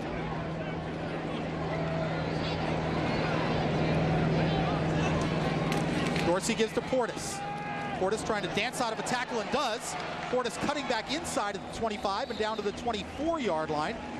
Shaheed White making the tackle along with Phil Douglas, number 84. And it'll be 3rd and about 1.5 yards for Miami. They had a shot at Portis in the backfield, but couldn't get him down. Actually froze everyone when he stopped in the middle of that, in the middle of the line of scrimmage. Take a look at Portis here, who actually frees right there. Everyone, you see number 5, Moore, the linebacker, goes inside, and Clinton Portis is strong enough to go to the outside and make a positive play, bringing up a 3rd and short. Double tight end for Miami. Give us to Portis with a nice hole. Portis 20, 15, puts his head down and bounces inside to the 13-yard line. Shaheed White, number 1, Tony Berry, number 2, have to combine on the tackle. But Clinton Portis moves the chains for the Hurricanes. That's a great inside tackle run by Clinton Portis, but you have to credit the guys up front, Martin Bibla and Mondrell Fulcher, 65 and 18 respectively. Take a look at the blocks that they lay outside. Right there, you see 65 and Fulcher. They kick everyone to the outside. That's when Clinton Portis cuts it inside. You see Joaquin Gonzalez also down, but they did a nice job at the point of attack on the left side of that line of scrimmage. The Canes doing a good job on both sides, but their offensive line providing running room for Portis and as well as Jared Payton. Timeout as Rutgers spends a 2nd timeout, as their defense has just been really pushed around in this first half here at the Orange Bowl. A look at the Big East standings going into today's action. Of course, Virginia Tech, the number 2 ranked team in the country, 9-0 overall, 5-0 in the conference, and they are on their way to the conference title. You see the Hurricanes with 3-1. They do have the tiebreaker over Boston College, who's 4-2. Miami beating Boston College. BC has worked their way into the top 25 at number 25. They're 7-2 overall. Syracuse will be at the Orange Bowl next week, 3-3. Temple 2-3. Pittsburgh, West Virginia with a disappointing year. They lost a lot of their good players after last season, and they just haven't recovered. And of course, this Rutgers team, 1-5, the win over Syracuse, their only win of the season. You have to feel for that Boston College bunch right now, because you take a look, they're 7-2 overall. They lose to Miami, and they're winning 28-0, and they lose to Temple. You know, yeah, they could be sitting there going, we should be 9-0. Right. That's what I guarantee you. That's what they're thinking. Of course, you could say, you know, some of the same thing for Miami. They had Penn State beaten if they gain a half a yard, and then they give up the winning touchdown after they turn the ball over on downs. It is 1st and 10 Miami from the Rutgers 13. Portis again with the football. Portis, nice cutback at the 10, and he'll pick up 5 down to the 7-yard line. Jabari Miller, number 18, the safety, having to make the tackle. These Rutgers safeties have had to make a bunch of tackles, John. They're going to have to come from that defensive secondary because the offensive line for Miami is providing some running room. And the only reason that Clinton Portis has enough time to dance around is because everybody's on roller skates and they're going towards the end zone. The Miami offensive line is controlling the line of scrimmage. They're much stronger, they're much faster, and they're enabling the Miami Hurricane running backs to pick and choose where they want to go with the football. 2nd and 4 from the Rutgers 7. Timeout by Dorsey as the play clock was down to 1. Just did get the timeout call. That is Miami's first timeout. And these are things that happen with a young quarterback. I must say, John, that the Miami coaches, the one thing that they're really impressed about with Dorsey is his poise and his calmness. He got thrown into a very difficult situation last week against Virginia Tech, which at that point of the ball game, they'd knocked Kenny Kelly out. They knew Miami was down and had to throw the ball, and they came at Ken Dorsey with everything they had. He got sacked once, threw 1 interception, completed 6 out of 17. But for a true freshman, I thought he handled himself pretty well given the circumstances. Well, you never had the feeling that Ken Dorsey was getting rattled, and I think that's the biggest key for a young quarterback. If you go into that situation and try to be productive and try to move the football in an adverse situation, you see his numbers now today, 11 for 15, 124 yards in that touchdown. But he did a good job of controlling the offense, and he learned from that experience. Today he came right out on the first play of the game, rolls to his left and throws a bullet outside for a completion, and he's completing at a high rate. He's doing a good job protecting the football is very important, but he's letting his running backs do the work. He's getting it to the open guy, not forcing the football down the field. I think he's doing a terrific job. And I think a good plan because they've had the running backs catching passes, trying to give him some safe passes so he can build some confidence. 2nd and 4, Mercer in motion. Dorsey going for Fulcher, completed the 5. Mondrell Fulcher, touchdown Miami. Mondrell Fulcher's first touchdown catch of the season. The big senior from Coffeyville, Kansas, hauls in a 7-yard scoring pass from Ken Dorsey. Well, a nice job by formation by the University of Miami. They bring the extra tight end in Mercer. They motion him from right to left. That brought the one defender from right to left with him, and they outman him to the wide side of the field. Mondrell Fulcher just outruns the defensive inside linebacker from inside out, and it's an easy pitch and catch from Dorsey to Mondrell Fulcher. Andy Crossland in to try the extra point with 7:58 left to go second quarter. And again, a low kick, but it gets through. 7 minutes, 58 seconds left to go second quarter. Miami now leading 27-0 over Rutgers. Another look at the touchdown play. There's no way to defend this because they don't have the team speed in Rutgers to go from inside out. You see Strohmeyer, Dax Strohmeyer, the outside linebacker, has to cover the fullback slash tight end, Mondrell Fulcher. He can't do it because Mondrell just has too much speed to the outside. So it's an easy leverage throw for Kenny Dorsey. Take a look right here. He knows he has the touchdown right now because Dax Strohmeyer is going backwards instead of outside to Mondrell Fulcher. All you got to do is put it to the outside and let the big fella corral the catch. We know Mondrell Fulcher is a good football player, John. He's got 4 catches today. He only had 7. But where was he? He only had 7 coming into the game. If you're a Miami fan, you got to be thinking, we basically wasted the year with this guy. We haven't involved him in the offense as much as he probably should have been. Well, I think the problem was they tried to make him a blocking back. He's not a blocking back. He's a tight end. He did a better job with his hand down on the ground blocking people from the tight end position, not coming from the backfield. They're doing a great job of utilizing his skills today, and I think it's a fault of the coaching staff of not being able to use him earlier in this position. They could have set him out on a flex formation with Bubba Franks in the football game as well. They could utilize him in motion a lot more than they do. But I think they're doing a great job today. Finally get him involved in the football game. That's a threat if you have a running back coming out at the fullback position that can catch the ball and with speed. You know, he's got great speed too. And Fulcher has been splitting time with Will McPartland at fullback. McPartland being held out of today's game with an injury. So Miami missing 3 running backs from today's game as well as their quarterback, Kenny Kelly. Crossland will kick it off with Dennis Thomas and Antoine Lovelace back to receive. Butch Davis finishing up his 5th year in Miami. High, intentionally short kick coming to Thomas at the 12. Thomas bursting through and got away for a moment. Then Philip Buchanan made the tackle at the 34-yard line of Rutgers. Well, they're trying to change up on Rutgers with that short pooch kick, but John, I don't like that kick when you've got the wind at your back. You do that when the wind is in your face. I'm not sure. It may have been intentional, but Andy Crossland's been hitting some kicks today that haven't looked like normal kicks, so that maybe have been one out on the toe. Yeah, well, that was on field goal and extra point. On kickoffs, he's been great with the wind at his back. In any case, it's first down Rutgers from their 33. 7:48 left to go, second quarter. Miami up 27-7.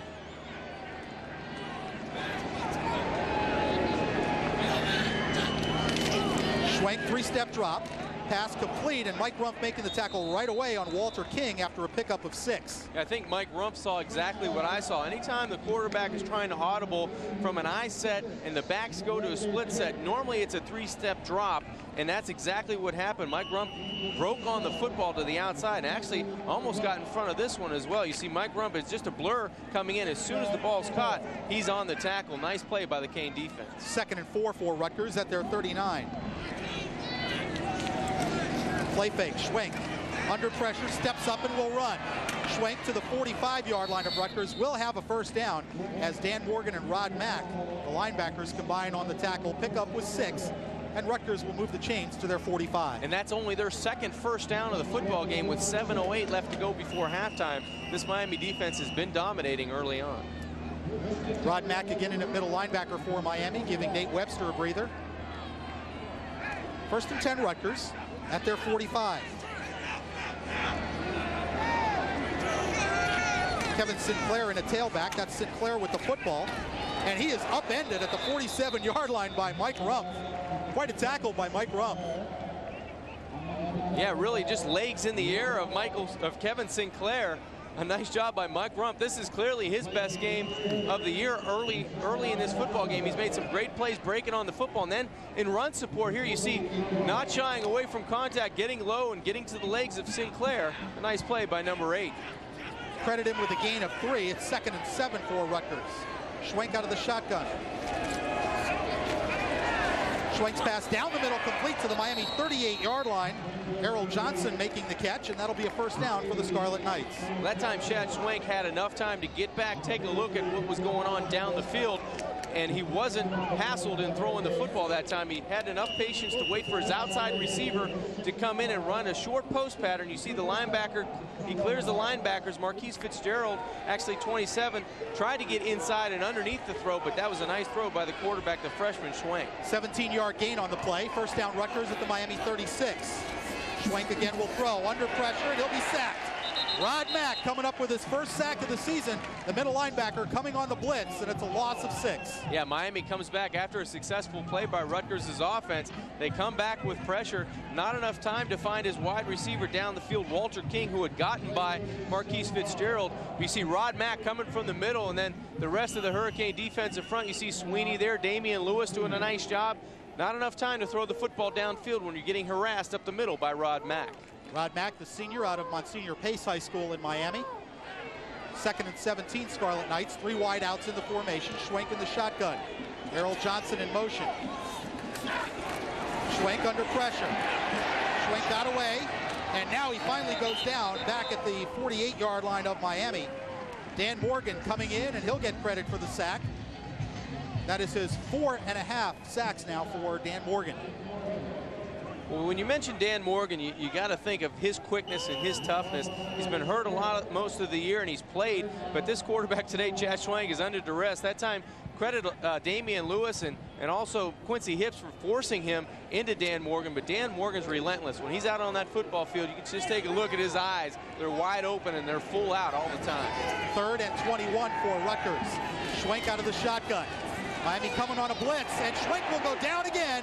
Nate Webster, notorious WEB, with the sack, the 3rd straight for the Miami defense. But when you mention Dan Morgan, you can't not mention Nate Webster. He's close behind. He'll make a play right after the other heralded linebacker. Nate Webster coming in on the blitz. Nowhere for Chad Schwenk, and he's going to have to find a ice tub that's just his after this football game, because the Canes are relentless on defense today. They're coming from all angles, and they're taking a bunch of shots at Chad Schwenk, the young freshman quarterback. The loss back to the Rutgers 43. Titus into punt.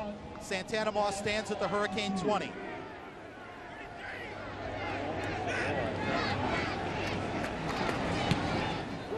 Titus high kick. Moss signals fair catch and makes it at the Miami 19-yard line. That's where the Hurricanes will start 1st and 10. 3:40 left to go second quarter. It's Miami 27, Rutgers nothing. We'll be back at the Orange Bowl right after this.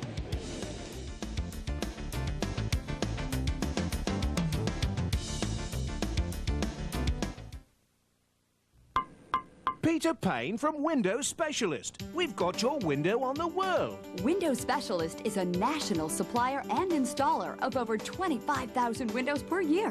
With our North American fleet, there's never any subcontractors. We distribute and install the finest Energy Star-rated windows and doors throughout the United States. Let us do your window shopping for you. Give us a call, the Window Specialist. 1-877-269-3497. We've got your window on the world. Ah, the World Wide Web. It offers everything about everything, which is a lot to sift through if what you're really interested in is everything Buffalo. Introducing Buffalo.com. It's the quickest and easiest way into the heart of Western New York. With news, weather, sports, free email, and so much more, it's not just a world of information. It's the world you live in. Buffalo.com. It's everything Buffalo. Miami leading it by a score of 27-0.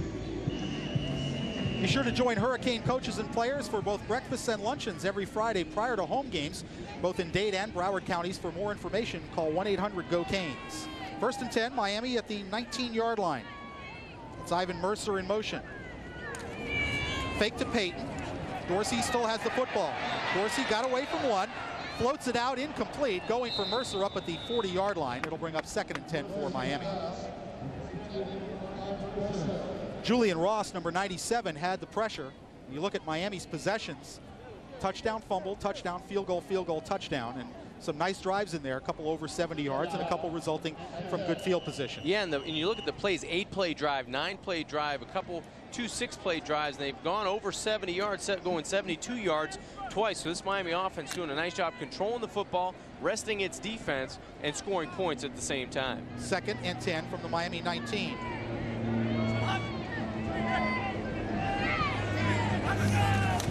Pitch to Jared Payton. Payton across the 20, and he is stood up at the 21-yard line. Nice work by Dax Strohmeyer, the outside linebacker. Strohmeyer with 100 total tackles coming into this game. He's been a busy guy. Take one more look at it. Eric Schnupp, by the way, now in at center, replacing Ty Wise. Looked like there was an alley for Jared Payton that time, and all of a sudden, out of nowhere, you see number 49, Dax Strohmeyer, the linebacker, the captain of the team. He came into the game with 100 total tackles. He does a good job for the Rutgers defense on that particular play. 3rd and 8 for the Hurricanes. Fake to Payton. Dorsey's pass dropped by Bubba Franks up at the 28-yard line. Second time actually he's gone to Bubba today, and that one just dropped. Strohmeyer had the coverage. I think Bubba trying to get upfield before he caught the football. That was a nice pass to the outside, and he doesn't miss many catches or many opportunities when it hits him in the hands. That time Bubba trying to stretch upfield and trying to do too much before he caught the football. You see on the season 33 receptions for Daniel Bubba Franks for 419 yards, an average over 12 yards, and 4 touchdowns. Sean Carty back to receive the Freddie Capshaw punt. Good snap from Del Vecchio. Capshaw, nice high kick. Carty signals fair catch and makes it at the Rutgers 28-yard line. That's where the Scarlet Knights will start 1st and 10 with 2 minutes 42 seconds left to go here in the second quarter. Miami with a 27-0 lead over Rutgers. Yeah, Miami's done a great job in all facets. Special teams, they've done a nice job rushing and returning the kicks. Andy's done a nice job kicking the football through the goalpost twice on conversions, and defensively they've done a terrific job. The Miami D, they have 4 sacks on the afternoon for minus 29 yards, so they've held up their end of the bargain as well. Punt by Capshaw, good for 47 yards and no return. Kicking with a nice breeze at his back on that occasion. Schwenk will bring Scarlet Knights out, 1st and 10 from their 28. 3 wide receivers in the formation for Rutgers. Schwenk, 3-step drop. Pass complete to Smith as tight end. Runs out of bounds at the 31-yard line. Chris Campbell there on the coverage. Pickup was 4. 2:37 left to go until halftime. Coming up at halftime, we'll have an interview with Bernie Kosar, former great Miami quarterback, being inducted into the Hurricane Ring of Honor today. And we'll also be talking with women's basketball coach Fern Labate. Greg Schiano, the defensive coordinator, the man with the plastic-covered play sheet in his hand right there, yelling out at his defense on a 2nd and 7 from the Rutgers 31. Schwenk out of the shotgun. Schwenk down the sideline, going for Carty, incomplete.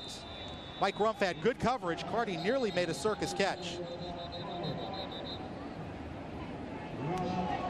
And there's a penalty flag on the far side of the field at the Rutgers 30-yard line. Here's the call from Jim McConaughey. Offside Miami. Somebody must be lining up in the neutral zone, John. Yeah, it's twice we've seen that, Frank, because we don't see any hesitation up front, but they must be lining up on the outside. You can't really tell from that angle. I don't see anybody lined up in the neutral zone. It could be Mike Burrow at the right defensive end. Looked like his hand might have been in where the football was. Damian Lewis with good pressure on the last play. So the penalty moves at 5 yards. It'll be 2nd and a long 2 for the Scarlet Knights from their 36. Schwenk out of the shotgun. Under pressure. Schwenk stepping up, and he'll be sacked by Matt Walters.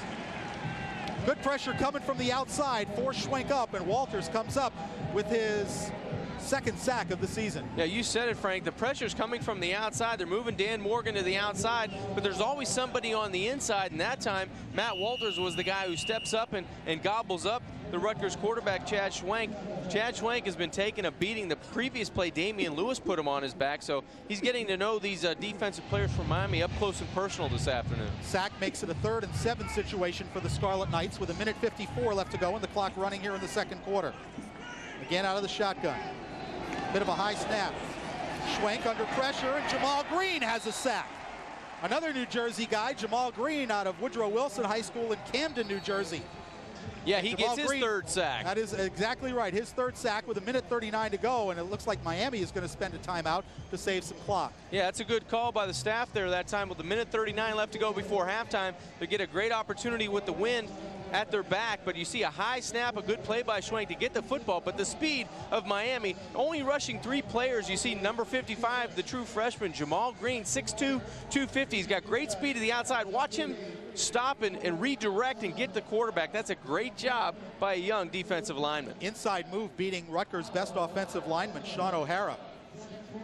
Schwenk has been sacked on 5 of his last 6 pass attempts. Ouch. And Miami has spread it around. Rod Mack, Dan Morgan, Nate Webster, Matt Walters, Jamal Green have come up with those last 5 sacks. Butch Davis talking to his special teams, trying to get a punt return going with 1:39 to go here in the 2nd quarter. This is the way the bowl situation shapes up for the Big East Conference. The Sugar Bowl, if Virginia Tech remains number 2, then the Hokies would play for the national title in the Sugar Bowl. If Miami wins out, then they would go to the Gator Bowl. Boston College then would go probably to the Insight.com Bowl out in Tucson, Arizona.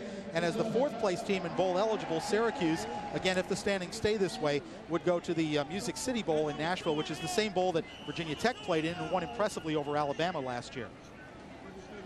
Charlie Titus, I'm sorry, go ahead, John. Coach Butch Davis was talking to Nick Ward on the sidelines. Let's see if Nick Ward goes back inside and attempts to block the punt. Actually, he's on the outside right now. Titus will kick it away, trying to double team the Flyers for Rutgers. Moss with room at his 33. Taking it right up the middle. Santana Moss 50. Santana Moss, 1 man to beat. They're not going to catch Santana Moss. Santana Moss with the punt return for a touchdown, and the Hurricanes have stretched it to a 33-0 lead. Well, a big play on special times. What Butch Davis was talking to Nick Ward about was holding the Flyers back, so number 6, Santana Moss, could break through the middle. A great play set up by the special teams, and you can't teach speed. Santana Moss, once he broke through initially, no one could catch him. Only the kicker left in the special teams backfield as you would for Rutgers. He can't make the play, and Santana Moss gets in for a big play with 1:20 left to go, pushing the Miami lead to 33 points. First punt return for a touchdown for the Hurricanes since Dwayne Starks did it in the opening game of the 1997 season at Baylor. At a 67-yard punt return for Santana Moss. He'd been averaging 9.9 per return coming into the game with a long of 42. And Andy Crossland in to attempt his 4th conversion of the day. Del Vecchio with the snap, Popovich with the hold, and Crossland boots it through. And with 1:20 left to go in the second quarter, Miami has now stretched the lead to 34-0. John, just an impressive job by Miami today in all phases of the football game, but another look at the punt return, and you see Moss take a glance down to see where the coverage is coming from. Well, that's right. He wants to know where the first wave is coming from because he could start his initial move. They had a middle return going on. You see the kicker right there is no match for Santana Moss, nor is the speed for the Rutgers special teams. That time, number 6 knew exactly what he wanted to do. And as you said, Frank, right there, he takes the glance down. He wants to know where to go with the football because they have a middle return on. He has to make the first man miss. And after that, it's a track meet, and Santana Moss doubles on the track team in the springtime, does a great job of eluding would-be tacklers for the Hurricane touchdown. I'll tell you what, there's not many people in college football who are going to catch Santana Moss once he breaks into the clear. 67 yards on the punt return for Santana Moss. He has 5 touchdowns receiving this year, and that is his first touchdown by any other method. So 6 TDs for Santana Moss, the junior out of Miami Carroll City High School. And remember, he was one of those guys that Butch Davis brought into the program when they had the scholarship restrictions. Santana actually came on a track scholarship. Now, once he got in games to play on the football team, that scholarship now counts against the football total. But to get him in school initially, they got him on a track scholarship so they could save 1 extra football scholarship during that first year when he signed. Yeah, and listening to Santana Moss, his first love really had been football, but he had injured his arm. He had broke his arm twice when he was young, and his mom didn't want him to play football, but I'm sure happy Butch Davis and staff that his mom changed her mind and had Santana Moss is in the green and orange out here today providing touchdowns for this Hurricane team. Crossland will kick it off. Dennis Thomas at the 2. Thomas goes down at the 16-yard line, 17-yard line. Darrell Arlene, backup defensive back, inking the tackle for Miami. And also getting help from LeVar Scott, number 39, who has really come on in special teams for the Hurricanes from about the midpoint season on. 1:15 left to go for Rutgers as you look at LeVar Scott. Nice sized linebacker. Has yet to see any real playing time from scrimmage, but has become a very valuable member on special teams. So Rutgers with 1:15 to go in the second quarter. They'll snap it 1st and 10 from their 16. They use 4 wide receivers. Schwenk will give it instead to Dennis Thomas. Thomas bursting through across the 30-yard line. Lost the football, but the whistle had already blown. And his knee was down as Edward Reed made the tackle. And we have a Rutgers player down at the 25-yard line. It appears to be L.J. Smith, the tight end. And that's who it is. And they will stop the clock for the injury with 1:07 to go here in the second quarter. Frank Fort and John Congemi with you. On Sports Channel, it's been Miami right from the opening whistle. They took the opening kickoff, and they went 72 yards for a touchdown. And Ken Dorsey, the true freshman, has been very impressive so far. A couple of touchdown passes, and Jared Payton scoring his first touchdown as a member of the Miami Hurricanes. Well, as you've said, Frank, all 3 facets of the football game, special teams, offensively and defensively, Miami in total control of this football game, leading 34-0, but it's the way they're doing it. They came out with a presence, and they knew they could get on top of Rutgers early, and if they did, they would dominate the football game. And after last week, going through that second half the way they did, it's good to see this Miami team bounce back and try to get dominating today against the Rutgers team. John, what's really impressive about it, as you know, they were very disappointed with last week. The performance really from right at the end of the third quarter on against Virginia Tech when they blew that game open. They knew they wouldn't have a huge crowd today at the Orange Bowl. Miami's fans are notorious for jumping off the bandwagon if a team isn't going well. And that goes for virtually all sports down here, just not the Hurricanes. But they've come out today, they've manufactured their own energy, they've manufactured their own excitement, and they've really taken it to Rutgers, and you have to admire that about a football team when they can dig down and play the way they have. And they've done it with youth, with freshmen on offenses, as well. They've done a good job moving the football. 1st and 10 Rutgers at their 30. Play fake, under pressure, and Schwenk goes down again. Matt Sweeney gets his first full sack of the season. He had half a sack coming into the game, and the senior from Sussex, New Jersey, comes up with the quarterback trap and a loss of 6. Well, it's good to see Matt Sweeney getting in on the party because everyone else seems to have a sack today. Matt Sweeney just beating his man off the line of scrimmage. You see Howard Blackwood, number 69, the offensive tackle, just no match for Matt Sweeney. Uses his speed to the outside and his strength to get to the quarterback. Bring up a 2nd and 16 for Rutgers. Matt Sweeney, one of those guys who came in here very unheralded and really has worked hard to make himself into a starting caliber football player here at the University of Miami. On second and long, this is Thomas. Thomas will get about 5. Chris Campbell, Nate Webster combining on the tackle for Miami. And that'll do it for the first half. We have reached halftime here at the Orange Bowl. Butch Davis and his Miami Hurricanes leading Rutgers by a score of 34-0. We'll be back with our halftime interviews, highlights and stats from the Orange Bowl right after this.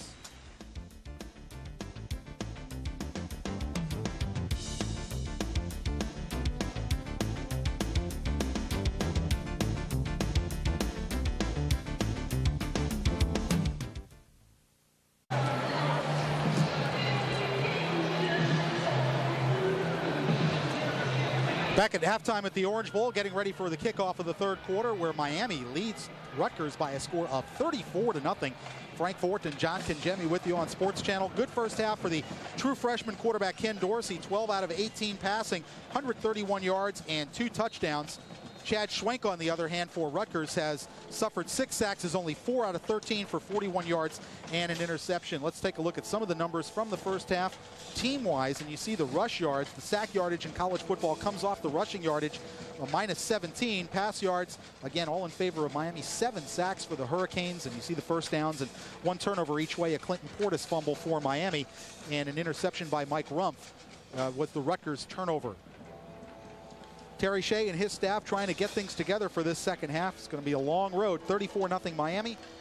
And homecoming for the Hurricanes has been very pleasant so far, John. Yeah, they've done a nice job in all 3 facets of the football game, and you see why the score's 34-0. This defense has 7 sacks.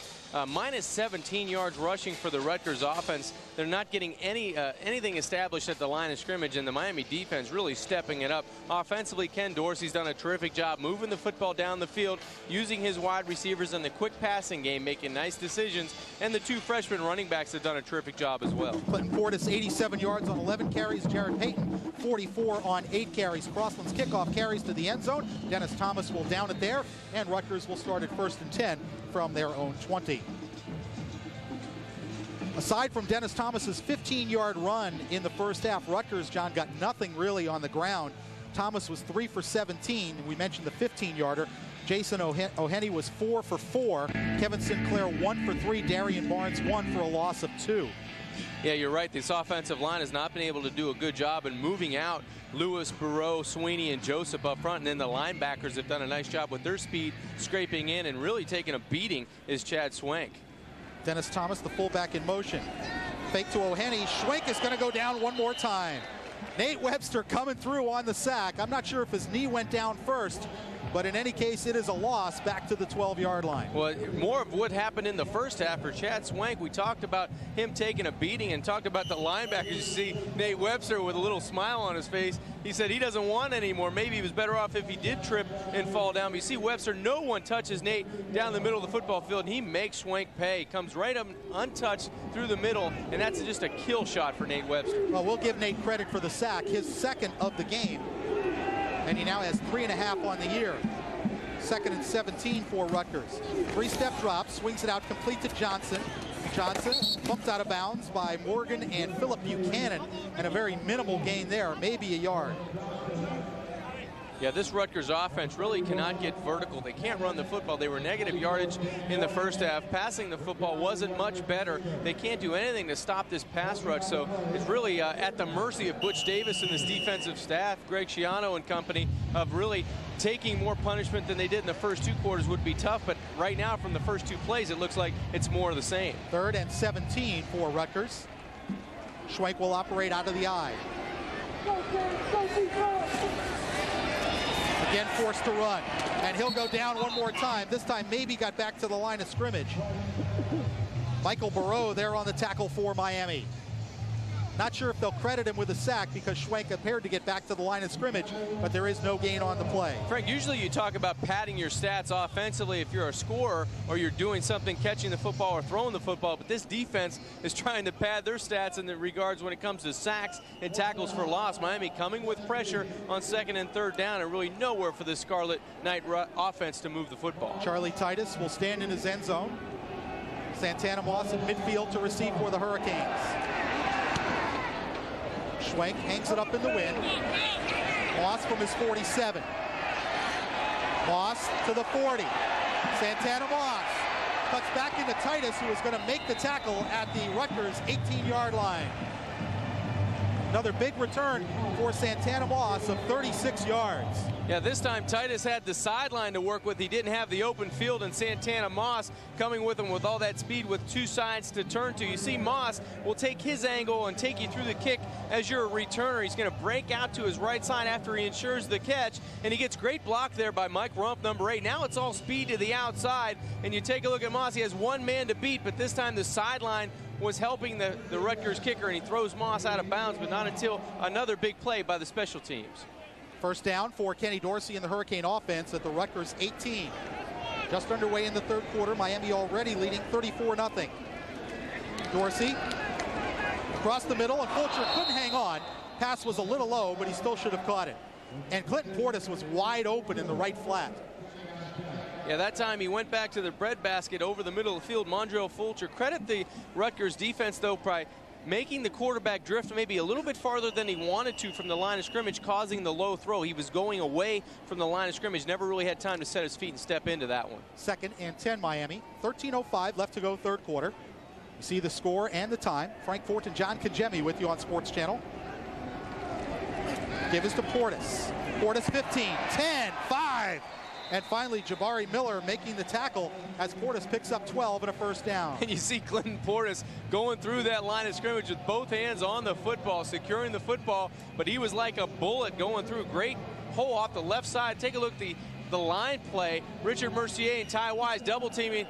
They cause a stalemate, and a nice block on the outside by Greg LaFleur, and that bullet goes right through his number 28, Clinton Portis. Watch to the outside, no match, and a great block by the fullback, number 18, Mondrell Fulcher, on Wes Robinson up the middle. Miami goes with the double tight end, one wide receiver on 1st and goal. Portis cuts down to the 3. Picked up 2. Tony Berry, number 2. Making the tackle for the Rutgers defense as they now bring in the goal line defense. Carl Mayall into the game, number 77. Well, Frank, after that 2-yard gain, that puts Clinton Portis over the 100-yard mark. He has 12 carries for 102 yards, doing a nice job on the afternoon. A great combination by Jared Payton and Clinton Portis, the freshman 1-2 punch. 5th 100-yard game for the true freshman from Gainesville, Florida. 2nd and goal. Stretch play, Portis, end zone, touchdown. Clinton Portis gets in from 3 yards out, and with 11:51 left to go third quarter, Miami's lead is now up to 40-0. As you said, the stretch play off the right side, Portis doing a nice job. He knew he couldn't outrun anyone to the front pylon. What I like about the play, Frank, is when he gets outside and he knows he has to get 2 or 3 yards, he squares his shoulders up right here. He knows he can't get outside, but he's got a full head of steam, and they cannot keep him out of the end zone. You see Rutgers trying to desperately keep him out of the end zone, but Portis had enough momentum going in for the Hurricane touchdown. Jabari Miller and Jabari Moore tried, but could not keep him out. Andy Crossland's extra point is good. 11:51 left to go third quarter. Miami now with a 41-0 lead over the Scarlet Knights of Rutgers. We'll be back at the Orange Bowl after this on Sports Channel. I'm Phil Hansen, defensive end for the Buffalo Bills. As a kid, I dreamed of becoming a professional athlete. You too can be a pro, proactive in the battle against cancer. Learning the signs of cancer and how simple changes in your and your family's lifestyle can prevent it is like reading the offense on the way to a big play. Roswell Park Cancer Institute offers free cancer education kits. Think of it as your game plan to cancer prevention and good health. Play Good D. Call 1-877-ASK-RPCI. There's something special about the folks who work at AutoZone. The fact that they know more than a thing or two about looking up parts and solving problems. Their willingness to go the extra mile. And their belief in doing what's right. So it's no wonder why millions of customers turn to us each week for help in getting back on the road. Because working at AutoZone means taking pride in taking care of people.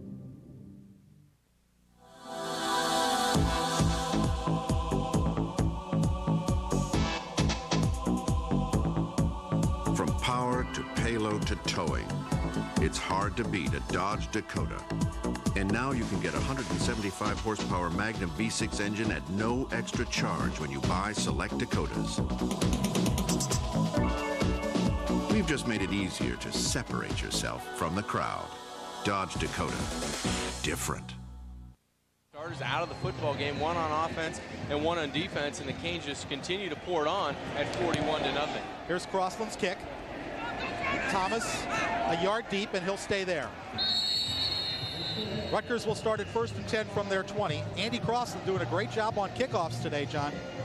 He really has. He's done a nice job on the field goals too as well today, kicking them through and using that wind coming from east to west to knock the football into the end zone. Look at Rutgers starting positions in this game. Rutgers from their 15, their 35, their 23, as you see Clinton Portis with his 5th 100-yard rushing game. Rutgers from the 20, the 20, the 33, the 28, the 16, the 20, and the 20. Not very good.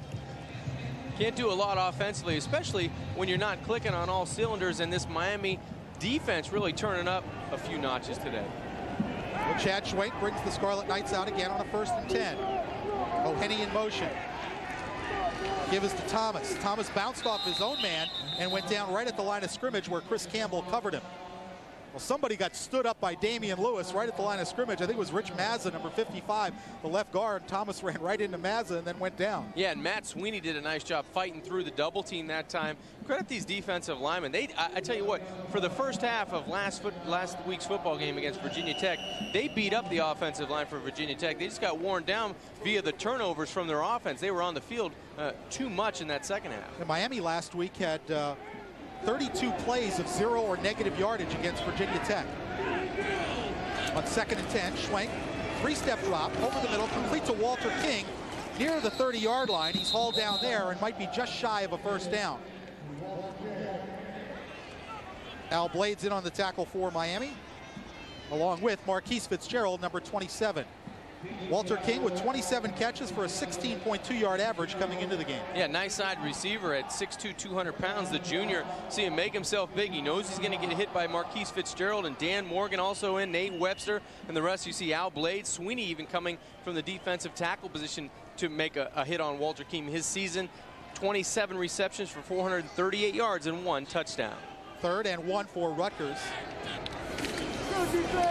And stood up in the backfield. Chris Washington, a backup running back, just gets hammered. Michael Barreau, again, number 93. I'll tell you what, he's been disappointing in the pass rush department this year, but as far as stopping the run, he's as good as Miami has as a defensive end. Well, he does a nice job just getting off the block. You see of number 66, Sean O'Hara, actually pushing him down to the inside. Watch the top of your screen. Just beats him at the line of scrimmage, pushes him away from the ball carrier, and you see Adrian Wilson as well, Matt Sweeney, you see Damian Lewis shaking his hands. There's no way they were going to get that 1st down on the Canes defense. Charlie Titus again will kick with Santana Moss at the Miami 30. Titus into the wind. This ball headed toward the sideline and out, and we'll see where they'll mark it. It'll be past the Miami 40. And they'll step it off to the 43-yard line. That is where the Hurricanes and Ken Dorsey will take over 1st and 10. 9:31 left to go 3rd quarter. It's Miami 41, Rutgers nothing. Back at the Orange Bowl after this. Ah, the World Wide Web. It offers everything about everything, which is a lot to sift through if what you're really interested in is everything Buffalo. Introducing Buffalo.com. It's the quickest and easiest way into the heart of Western New York. With news, weather, sports, free email, and so much more, it's not just the world of information. It's the world you live in. Buffalo.com. It's everything Buffalo. At home, I'm a mom. At work, I'm part of the technology group at International Paper. One of our customers is a bike company who came to us because their bikes were getting banged up in shipping. So we invented a new type of box that helps keep their bikes protected. The bike I ordered for Kristen arrived without a scratch. Perfect and clean. Thanks, Mom. Puddles! How can we help with your shipping needs? International Paper. From innovation to results. And he's missing on offense. Of course, Najee Davenport's been out since the 4th quarter of the opening game, but Kenny Kelly and James Jackson, and those three have combined for over 81% of UM's offensive yardage. But Ken Dorsey's done a nice job stepping in today for Kelly. On first down, Dorsey will throw. Pass down the seam, complete to Moss in Rutgers territory. Santana to the Rutgers 40-yard line, where Phil Douglas makes the tackle, but it is a first down for the Hurricanes as he picked up 17. What you like about that throw is, Frank, that it's over the linebacker, Jabari Moore, number 5, and in front of the cornerback, but the timing. Watch Santana Moss is going to push off and make the DB, Crenshaw, number 27, think he's going to go deep, but he hooks up and gets in that soft area of the zone. The ball goes over the linebacker, as I said, Moore, and then Santana Moss actually carrying would-be tacklers another 5 or 10 yards. From the 40, Dorsey bobbled the snap, but now pitches it back to Payton, and Jarrett's going to be run out of bounds with a penalty flag down.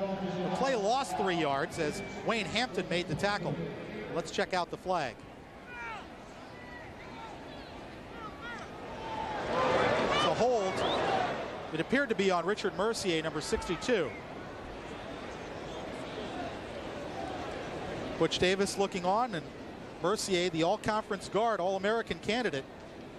Would be hard-pressed to find a better guard than this, especially in the Big East. But let's take a look at the bottom of the screen here. Strohmeyer kind of beat him to the outside, and Richard just grabbed on the back of the jersey. Yeah, it just might have been an illegal push in the back that time, but Richard trying to get people out of the way of the ball carrier that time, Jarrett Payton. The snap really from quarterback and center kind of messed the timing of that sweep to the short side right from the get-go. And Eric Schnupp, again, has moved over from guard to center. Ty Wise started the game. He was questionable with a rib injury, and Ty did play most of the first half, but Eric Schnupp has come in there, and they're going to rest Ty. No reason really to play him the rest of this game. Rutgers accepts the penalty. They mark off 10 yards. It's 1st and 20 for the Hurricanes. Dorsey on the rollout. Fires it complete to Reggie Wayne at the Rutgers 44-yard line, where he is hauled down by Tony Berry. Pickup was 6. Going back to Jarrett Payton, John, it looks like his instincts to run inside are a little better than his instincts going to the perimeter. Yeah, I think so. When he gets going north and south, he's able to see the field a little bit better. And I think when Jarrett's going to the outside, he's kind of looking and not really running as fast as he can. And that's something you're going to get with experience. But he knows how to find the holes inside the tackles, that's for sure. And he's a tough runner. As we've seen earlier, he's dishing out the punishment. He's not taking much of it. And again, remember, this is a guy with only 2 years of football experience. 2nd and 14 after the 6-yard gain. Dorsey out of the shotgun. Dorsey over the middle, complete to Bubba Franks, and he's down to the Rutgers 33-yard line, where Jabari Moore made the tackle. Will bring up 3rd and 3 for Miami. Yeah, the big fella over the middle, Bubba Franks, all 6'6" of them, gets the football wide open, just really his zone coverage. Bottom of your screen, you see him working on number 3 there, Wes Robinson. Does a nice job of going to his inside, pushing off to the outside. Good timing from quarterback to receiver. And there's not too many guys that Bubba Franks works against that it's not a mismatch in his favor. You're exactly right, Frank. 3 wideouts in on a 3rd and 3. Jarrett Payton, the only running back.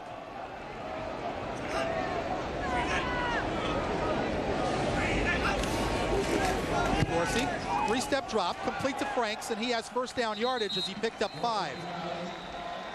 Robertson, the middle linebacker, number 3, and on the tackle, along with Jabari Moore, number 5. But that will move the chains for the Hurricanes. And everything's really easy right now for Kenny Dorsey. It's over the middle, and that throw between the tackles about 5 yards down the field. It was very easy pitch and catch, 3 steps, big target, put it in between the 8-8, and you got a first down. That's my man, double snowman, Bubba Franks. Ethnic Sands, number 2, split out to the top of your screen. And Andre King in the slot. Aaron Mosier, the wide receiver, set to the left of the formation. Bit of a mix-up, but Payton still gets the football. And penalty flag down as Jarrett ground out about 3 yards. But again, you see that little hesitation there, John. He looked like he's trying to break the play instead of just taking what's there. Actually, 2 flags coming in on the play. One late from the back judge, and one from right here, our head referee. And it's holding. That's called by James McConaughey, our referee. So they'll march off 10 against the Hurricanes. Play occurred beyond the line of scrimmage, so it'll be a 10-yard penalty.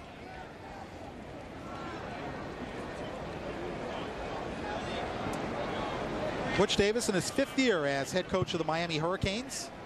And he's seen this program through some very troubled times. The 3 years of probation where they lost 31 scholarships and still feeling the effects of some of that in the depth situation. As we said, playing a true freshman quarterback today and 2 true freshman running backs because of injuries. Ken Dorsey with a quick visit to the sideline to Rob Chudzinski, the tight end coach who calls the plays. Yeah, it looked like Zach Hart was putting in, trying to signal in the formations that time, and Rob and Zach trying to go over the signals on the sidelines. They get it right into Ken Dorsey, and he's ready to run the play. Only 5 on the play clock on a 1st and 18, and Dorsey will be forced to take a timeout. Anytime you've got to run toward the sideline with the play clock already started, you're going to have to waste a timeout. 6:33 to go, but Miami still with a comfortable 41-0 lead over Rutgers. Back at the Orange Bowl with more third quarter action after this. For more than 45 years, Gill's Plumbing Supply has been Western New York's wholesale source for contractors and builders. And now, Gill's is offering wholesale pricing to both our contracting and retail customers. You'll find the lowest prices on famous and trusted brand name items, including water heaters, hot tubs, kitchens, bathrooms, replacement parts, even ventless fireplaces. Visit our huge showroom or counter today and see it all at Gill's Plumbing Supply, 4601 Military Road in Niagara Falls. Who's the most knowledgeable person in golf? Who's the ultimate expert on all aspects of the game? The Golf Week reader, that's who. If you love golf, you'll love Golf Week. Golf Week covers everything. In-depth stories about the latest tournaments, best players, and latest developments in the golf industry. The entire professional, amateur, collegiate, and international schedules and scores are published every week. Golf Week's 4Caddy gives you all the latest exclusive insider information in the game. Golf Week gives you more complete statistical information than any other golf magazine. This is the magazine for the golfer who lives for the sport. Golf Week has the most respected writers and editors in the world of golf. Their words are what golfers live by. Order Golf Week right now for 2 easy payments of $17.50, and you'll get 26 issues. That's 60% off the cover price. We'll also give you a sleeve of Titleist HP2 Tour golf balls. Golf Week is the definitive golf news magazine. It will make you the most knowledgeable golfer on and off the course. Play did not gain a yard, so it'll be 2nd and 18 for Miami. Just see that little bit of hesitancy, John, from Jared Payton sometimes, instead of taking what's available on the play, especially on the perimeter. He's looked great running between the tackles. Yeah, I think that's going to come with his maturity as well. He's to know when he can step on the gas and the accelerator to get it outside and when to gear it down and wait to cut it back. So, you know, as he plays, it's just as Clinton Portis is going to learn to hold on to the football when he's down the field and has a big play already. They will learn that. 3 wideouts in the formation for the Canes on a 2nd and 18 from the Rutgers 38. Dorsey, good throw. Santana Moss to the 15-yard line. That'll be a Miami 1st down. Well, Kenny Dorsey had some zip on that pass. Yeah, it was more zip, but better timing that time in finding Santana Moss in between the linebackers. Looked like Strohmeyer and Simone. Take a look at the timing here. Number 3 is Wes Robinson in the middle. Look at the timing of the throw. Perfectly timed by the quarterback, Ken Dorsey, and Santana Moss made that 5'10" frame a little bit bigger. Watch as he attacks the football. He goes up to get the football, idles down, and if you're defending Santana Moss, you have to go through him to get to the football. Good play. 24-yard gain on the play. 1st down Miami at the Rutgers 14. Dorsey, quick out to Reggie Wayne. He'll pick up 2 yards before Robert Crenshaw made the tackle. Bring up a 2nd and 8 for Miami. We have 5 minutes, 44 seconds with the clock moving here in the 3rd quarter. Season numbers on Reggie Wayne. Had a big reception on the opening play against Virginia Tech last week, but didn't catch another ball the rest of the game. Yeah, that was kind of disappointing. On a 2nd and 8. Dorsey gives to Payton. Payton up the gut. Payton to the 4-yard line. And he'll be close to a 1st down. Jabari Moore, number 5, making the tackle for the Rutgers defense. Number 77, Robert Hall, the Miami left offensive tackle, gets up limping. Another look at Jared Payton. There you see the burst, Frank, and he's going north and south. There's no hesitation in where he's going. A nice block by Mondrell Fulcher on Wes Robinson. Payton does a good job of reading his fullback. He took him one way. Jared never hesitated, made the cut to his right, then the left, up the football field. No hesitation, and that's what you don't see around the perimeter. You see that time he knows where he's going. He could read his block. Everything is right in front of him. I just think he needs more reps on that sweep to know where he's going to go with the football. And no question, he's an outstanding athlete. He's one of those guys where the first day at practice with the freshman, he walks on the field, and if you don't know the numbers, you go, at the time he was wearing 32, you go, wow, who's 32? That's because right. He's one of those guys who looks great in a uniform. He just looks like an athlete, like he can do something special on the field. And he's showing you what a talent he is today. And granted, it's against a team that's been giving up a lot of yards, and same for Ken Dorsey, but they're making the plays, and that's what you like to see if you're a fan of the Hurricanes. Payton did get a first down. It's 1st and goal. Jared Payton puts his head down and gets to the 1. Dax Strohmeyer, number 49, along with Jabari Moore and number 41, Gary Brackett, all in on the tackle for Rutgers, as Robert Hall now limps out of the game. Number 77 at left offensive tackle, and number 79, Greg LaFair, will come in to replace him. They have been kind of co-starters this year. They've alternated back and forth. Hall started the year as the number 1 left offensive tackle. LaFair replaced him at midseason, but they both have seen significant playing time in each and every game. 2nd and goal. Dorsey on a sneak, and he'll score. So Ken Dorsey with his first rushing touchdown as a Miami Hurricane. And with 4:22 left to go third quarter, Miami is now up 47-0. Frank, you love when they call your number when you're about 1 yard out. You can just follow your big offensive center and the 2 guards and try to duck in behind him and get that surge going, and that's exactly what happened. Ken Dorsey, they call the quarterback sneak. He hides behind Ty Wise and Martin Bibla and Richard Mercier in for the touchdown for the Hurricanes. It pushes the score to 47 points. John, as you said, it's against a team that's 1-9 as Crossland attempts the extra point and knocks it through to make it 48-0.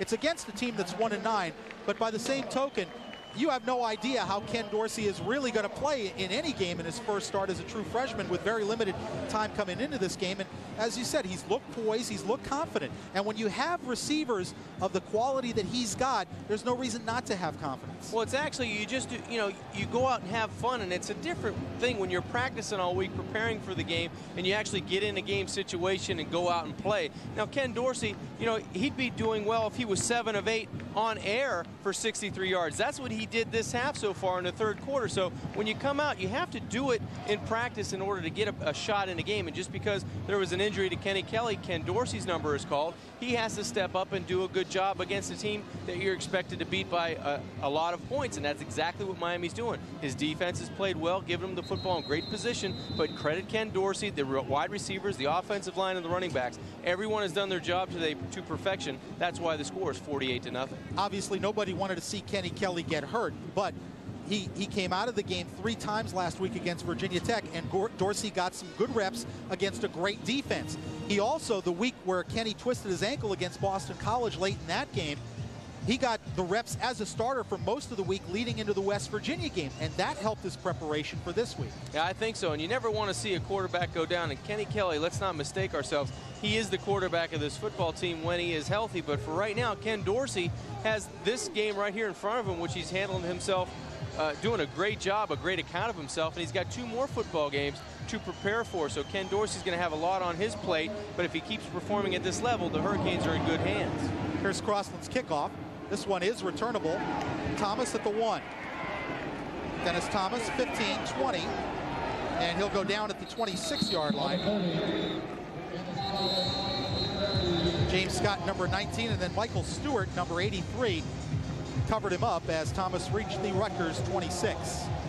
Stewart, a walk-on wide receiver, local kid. In fact, a couple of walk-ons I spotted on that kickoff coverage team, including one guy who's not even on the dress list today.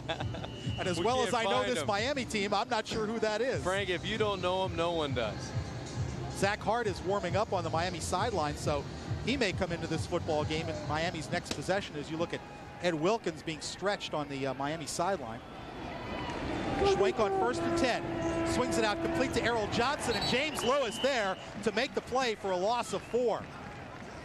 Frank, not only is this Rutgers team overwhelmed and outmatched by the team speed offensively for Miami, but defensively, they haven't even scratched the surface of getting into scoring range. This defense has been very dominant today, and they're doing it with speed, and they're doing it with just sure out ability and effort. They're going from sideline to sideline. You see the total yards in the first half, 24 for Rutgers, in the second half, -4, and you see Miami just rolling it up, conversely offensively on their side of the football. 2nd and 14. O'Henny in motion. Schwenk, sacked by Adrian Wilson. This kid just doesn't have a chance, John. No, it's really a sad situation to be in if you're the quarterback, and especially if you're a freshman in Chad Schwenk, you're going to have nightmares of these of these green jerseys coming at you as Miami takes the first unit out, it looks like, and brings in a fresh set of people. But you see right there, no one up front to block Adrian Wilson. He does a nice job, just a swim technique. He gets by the offensive guard there, Blackwood, number 69, and it's a clear shot on Chad Swang. 9th sack for Miami for a loss of 59 total yards. 3rd down and 21. 4 wideouts in for Rutgers. Schwenk on a design draw. To the 20, 25, still going to the 30-yard line. He'll be 6 yards shy of a first down. Al Blades and Jeff Popovich make the play, and a Miami player down at the 20. And it's Marquise Fitzgerald.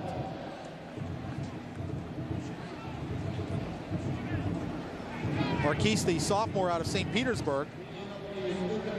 5'11", 180 pounds. Yeah, he got the start today ahead of Leonard Myers at that cornerback position. Let's see, it looked like he may have been kicked almost. Could be the case. The guy who made the play on the first play of the series, James Lewis, another Jersey kid from Piscataway. He's right from Rutgers territory. You could throw a rock from his house to the Rutgers campus. So he's fired up to play against the Scarlet Knights. We know that. Trainer Scott McGonigal checking out Marquise Fitzgerald. There are 2 minutes 34 seconds left to go in this 3rd quarter. Miami with a comfortable 48-0 lead. They'll help Marquise to his feet. And I would assume we wouldn't see Marquise the rest of the day, no matter what the injury is. There's exactly. Really no reason to keep him in there. You got Syracuse coming in here next week, and a key game for Miami. They want to lock up that 2nd place and become bowl eligible. Because they play 12 games this year, they have to win 7 to get into a bowl. A win today gives them 6. They'll be 6-4. So Charlie Titus in there. He's getting a lot of practice today. He's had throughout the season. Ethnic Sands back to receive for Miami. Titus with a nice kick into the wind. Sands at the 27. Tried to cut it up inside and was tripped up as he reached the 32-yard line. Number 19, Shin Black, a backup tight end, making the tackle on the Rutgers special teams. Ethnic Sands, 2-time state championship quarterback at Miami's Carroll City High School.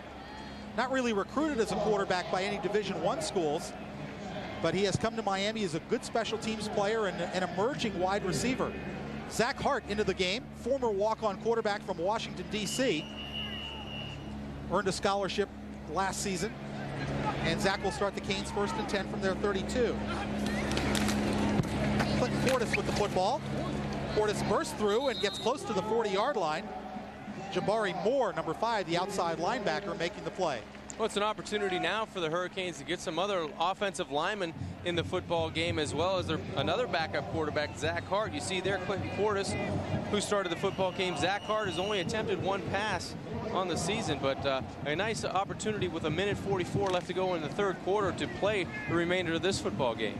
Yeah, the backup offensive line in there, it's LaFair, Sherko Haji Rasuli, Scott Puckett at center. Pitch to Clinton Portis. Portis, 45. To the 50, still in bounds, and gets to the Rutgers 45-yard line.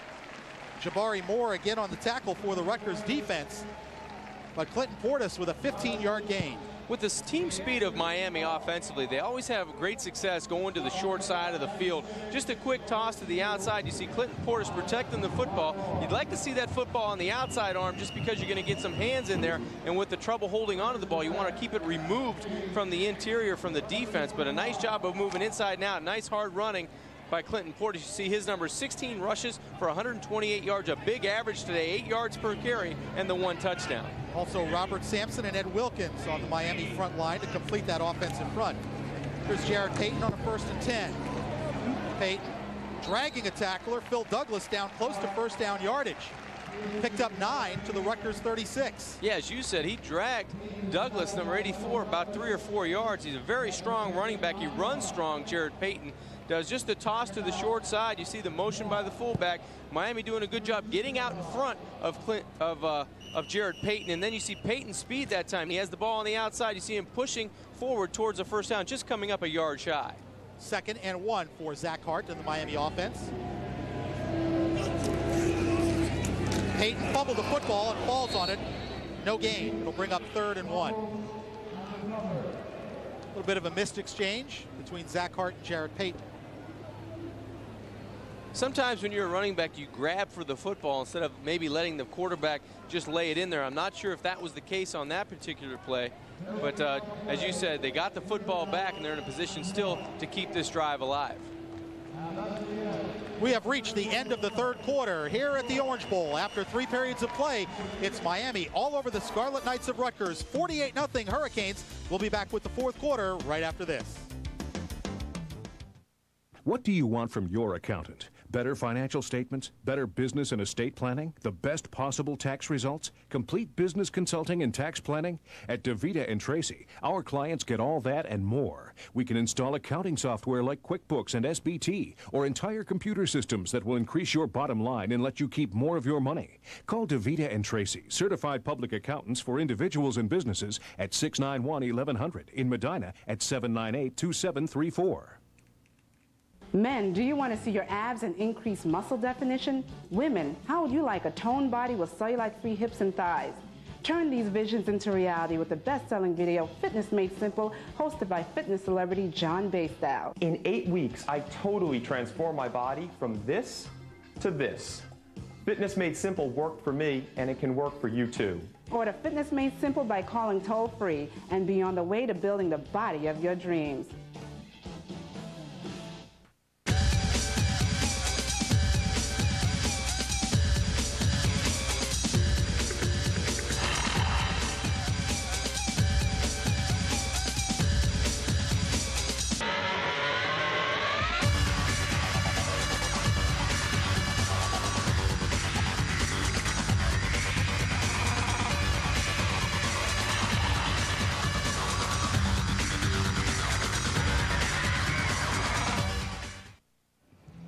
Start of the fourth quarter here at the Orange Bowl. It's been all Miami. 48-0 Hurricanes leading Rutgers as we begin the fourth quarter.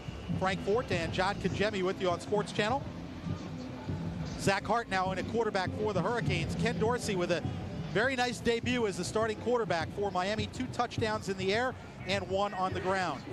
On a 3rd and 1, Portis cuts up inside, bounces off a tackler, and gets to the Rutgers 31-yard line where he will have a first down. Jabari Miller, the backup safety, number 18, making the tackle.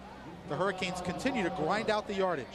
Yeah, Clinton Portis very determined on this run to go north and south. Take a look, it's supposed to go to the outside, then a nice cut inside. He fights off one would-be tackler, Jabari Moore, number 5, but then the rest of the Scarlet Knights come in. You see Don Solinger there, very proud of his 2 running backs today, Clinton Portis and Jared Payton. Payton into the football game now for Portis, but they've both done a nice job, and they've complemented each other. Well, Jared Payton at 6'2", 205, Portis at 5'11", 180, and you can't wait till these guys get a year and a half in the weight room, and you know, Jared Payton could be a real monster because he has shown toughness. 1st and 10 from the 31. Hart gives it to Payton. Jared trying to get around the corner. He'll get back maybe to the line of scrimmage.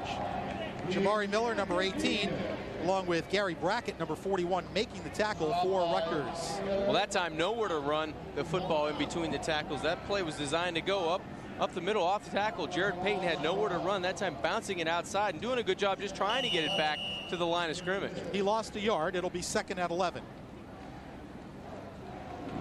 14:05 left to go from the Orange Bowl. It's been all Miami from the opening possession of the game. Ken Dorsey led them on a 72-yard touchdown drive. And it's now 48-0. 2nd and 11. Hart will throw. Swings it complete to Payton. Jarrett will get down to the 30-yard line, picked up 2 yards as number 2 Tony Berry made the tackle. That'll bring up 3rd and 9. I was just thinking, Frank, I wanted to see Zach Hart get a chance and an opportunity to throw the football, and he may have it again here, trying to get to his tight end. They have Ivan Mercer in the football game at tight end, and that's a tough throw, believe it or not. Looks very easy when you want to flip it out to the flat, but that's a tough throw to hit your running back in stride. That's a nice job moving the football. Let's see if he takes the football down the field this time in Zach Hart. 3rd and 9 for Zach Hart and the Hurricane offense from the Rutgers 30. Play action. Hart under pressure.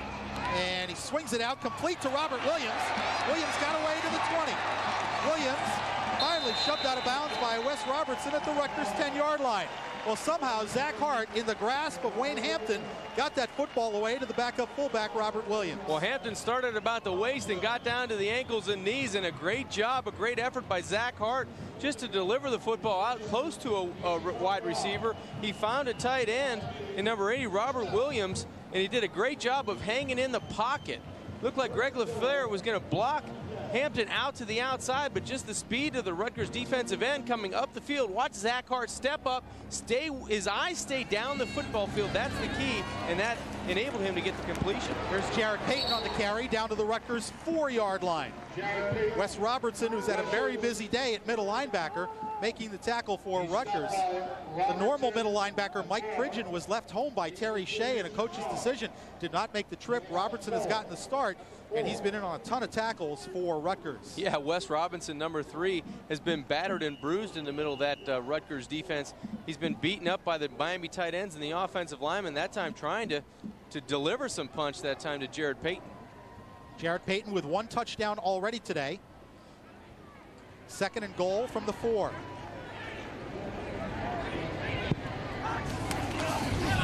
Payton fumbles the football, picks it up, and he'll go down for a loss of 2. Jabari Moore and Jabari Miller, numbers 5 and 18 there for the Rutgers defense. Well, that's the second time quarterback and running back exchange.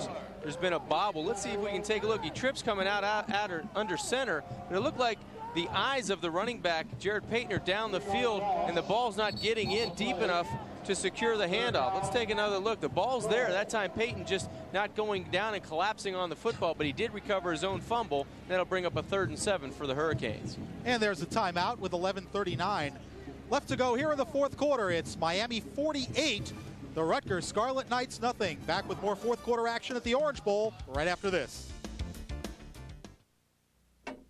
They know where you live, and they're already in your house. Millions of airborne irritants like pollen, bacteria, mold, and smoke. Take control with Filtrete from 3M. The Filtrete microparticle air filter captures airborne irritants up to 30 times better than ordinary filters. And it's used by the American Lung Association's Health House Project. Should anything less be in your house? Filtrete air filters, another 3M innovation.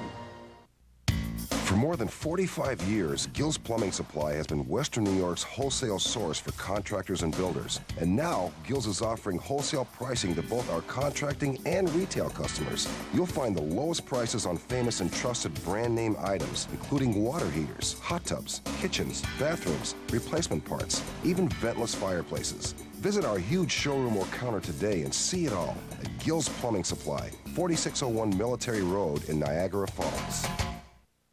Log on to Sports Channel Florida for the best in Florida sports. Be sure to catch the next live chat presented by Bell South Tuesday at 3:30 p.m. Chuck Rowe of the Florida Citrus Bowl will be online to give you the inside scoop on this year's college bowl games. Log on now for more details at sportschannel.com. 11:39 left to go in the football game. Hurricanes with a 48-0 lead and a 3rd and goal from the Rutgers 7-yard line. Zach Hart at quarterback for Miami. Hart will throw it. Over the middle, Robert Williams to the goal line and in for the touchdown. Robert Williams, the 3rd-string fullback, in for his first college score and Zach Hart's first college touchdown pass. You're happy for those 2 young men there. You see Robert Williams, number 80, as well as Zach Hart in a play that Mondrell Fulcher today made famous. He's coming in from that fullback spot. Just a little dump.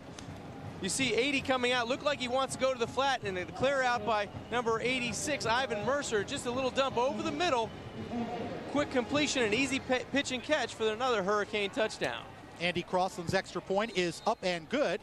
And with 11 minutes and 30 seconds left to go in the 4th quarter, the Hurricanes continue to pile up the points. It's Miami 55, Rutgers nothing. So, I have a secret. I love to gamble. I love the rush. You know what? Who cares? Nobody knows.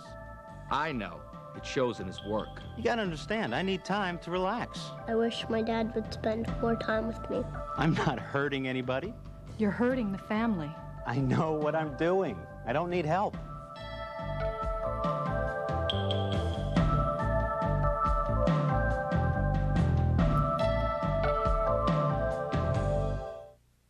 Where's Jason? He's gone out on his own. He can't do that. He hasn't finished his training. We can't let them think we're too small. Let's go. You've got the knowledge. You've got the internet. Just show them what you know, and you can compete with the big boys. We know that. Now that looks professional. It has to. This document represents us.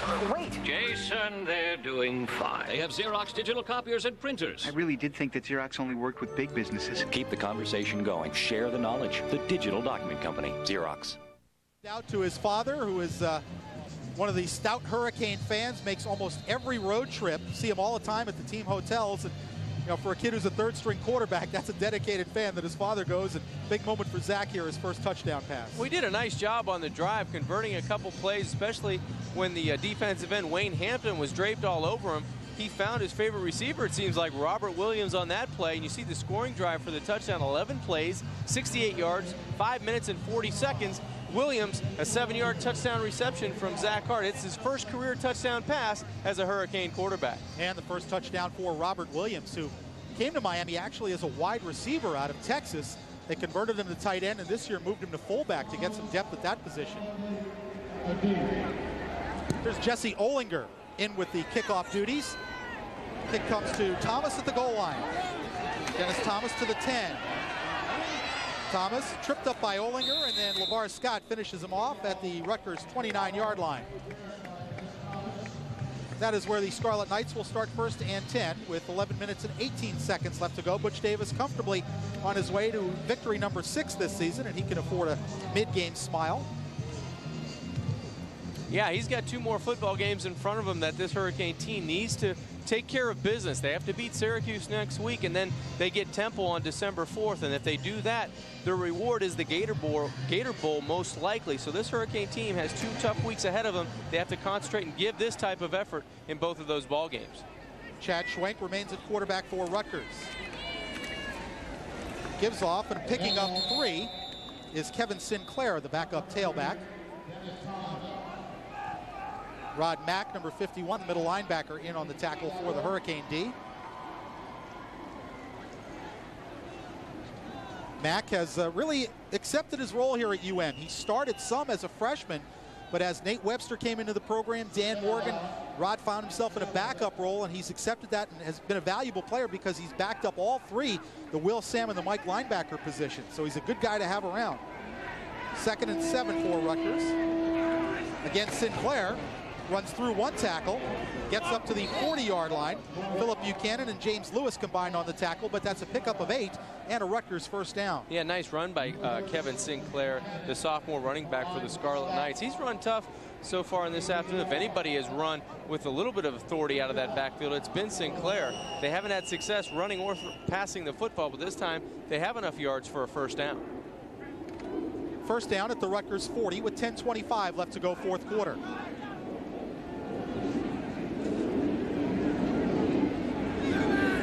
Stanton in motion. There's a give to Sinclair, and he's going to get buried. Quincy Hips and Chris Campbell, number 90 and 48, combined on the tackle, and that's a loss of 5. Quincy Hips came right off the ball on that line of scrimmage on the left side. Make that 3 tackles for loss for Quincy on the season. Does a nice job of anticipating the snap count. He was in that backfield before Sinclair could move, and you see there just beats the block of number 55, Rich Mazza, the left offensive guard, and he was pulling on the play. No chance for the running attack that time. Quincy Hips, a nice job. Loss was 5, 2nd and 15 for Rutgers.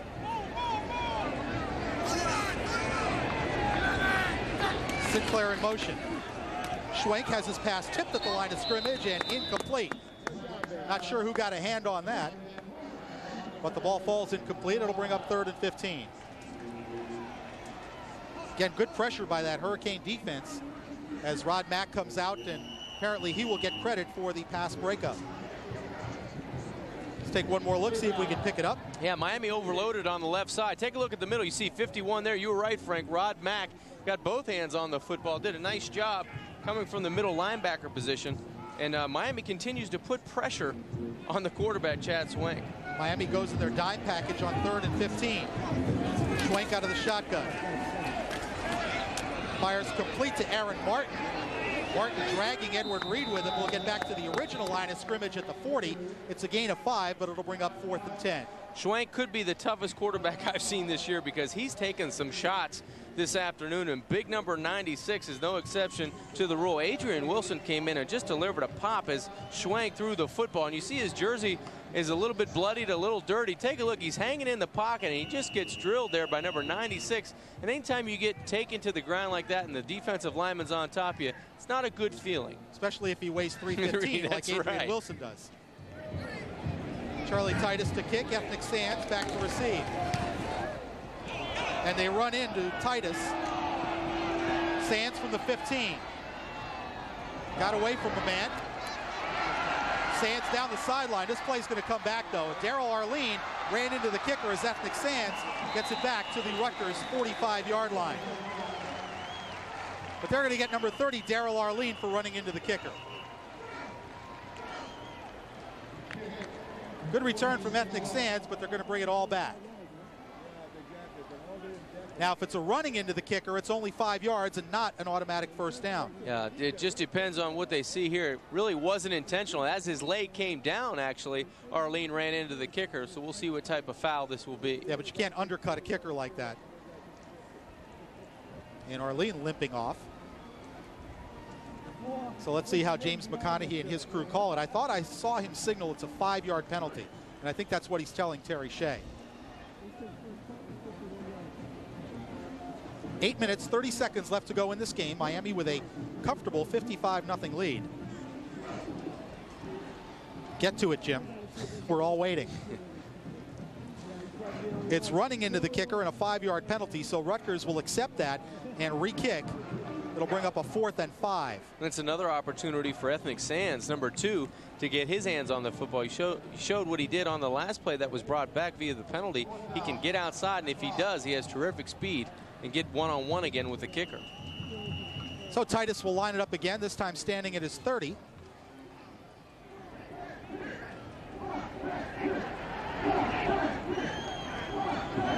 Snap, bounce back. Titus picks it up and gets a nice kick away with the wind at his back.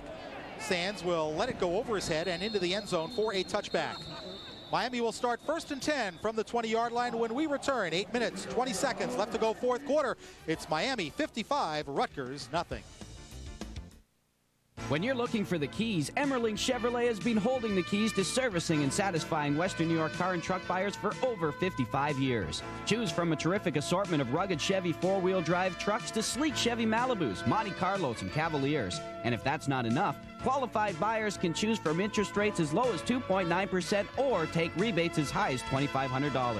Emmerling Chevrolet, everything you need from your dealer at a price you want. Emmerling Chevrolet, Boston State Road, Boston.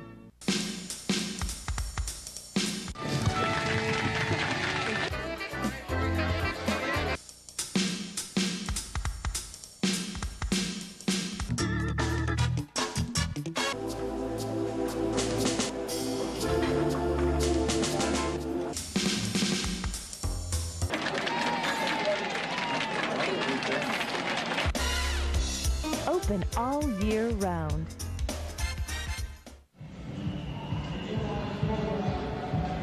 Back at the Orange Bowl, 8 minutes, 20 seconds to go, and Miami has now inserted their 4th-string quarterback. He also is wearing number 12 today, which I don't understand, but I won't even go there. It's Troy Prazek, a freshman, 6'2", 194 from Mims, Florida.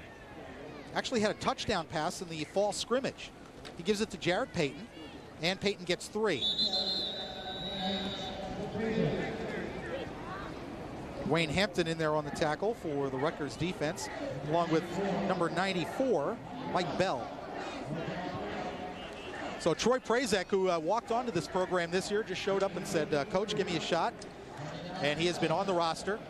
And this is his first game action, although, as I did said, he threw a touchdown pass in the fall scrimmage, the big fall scrimmage at the University of Miami campus.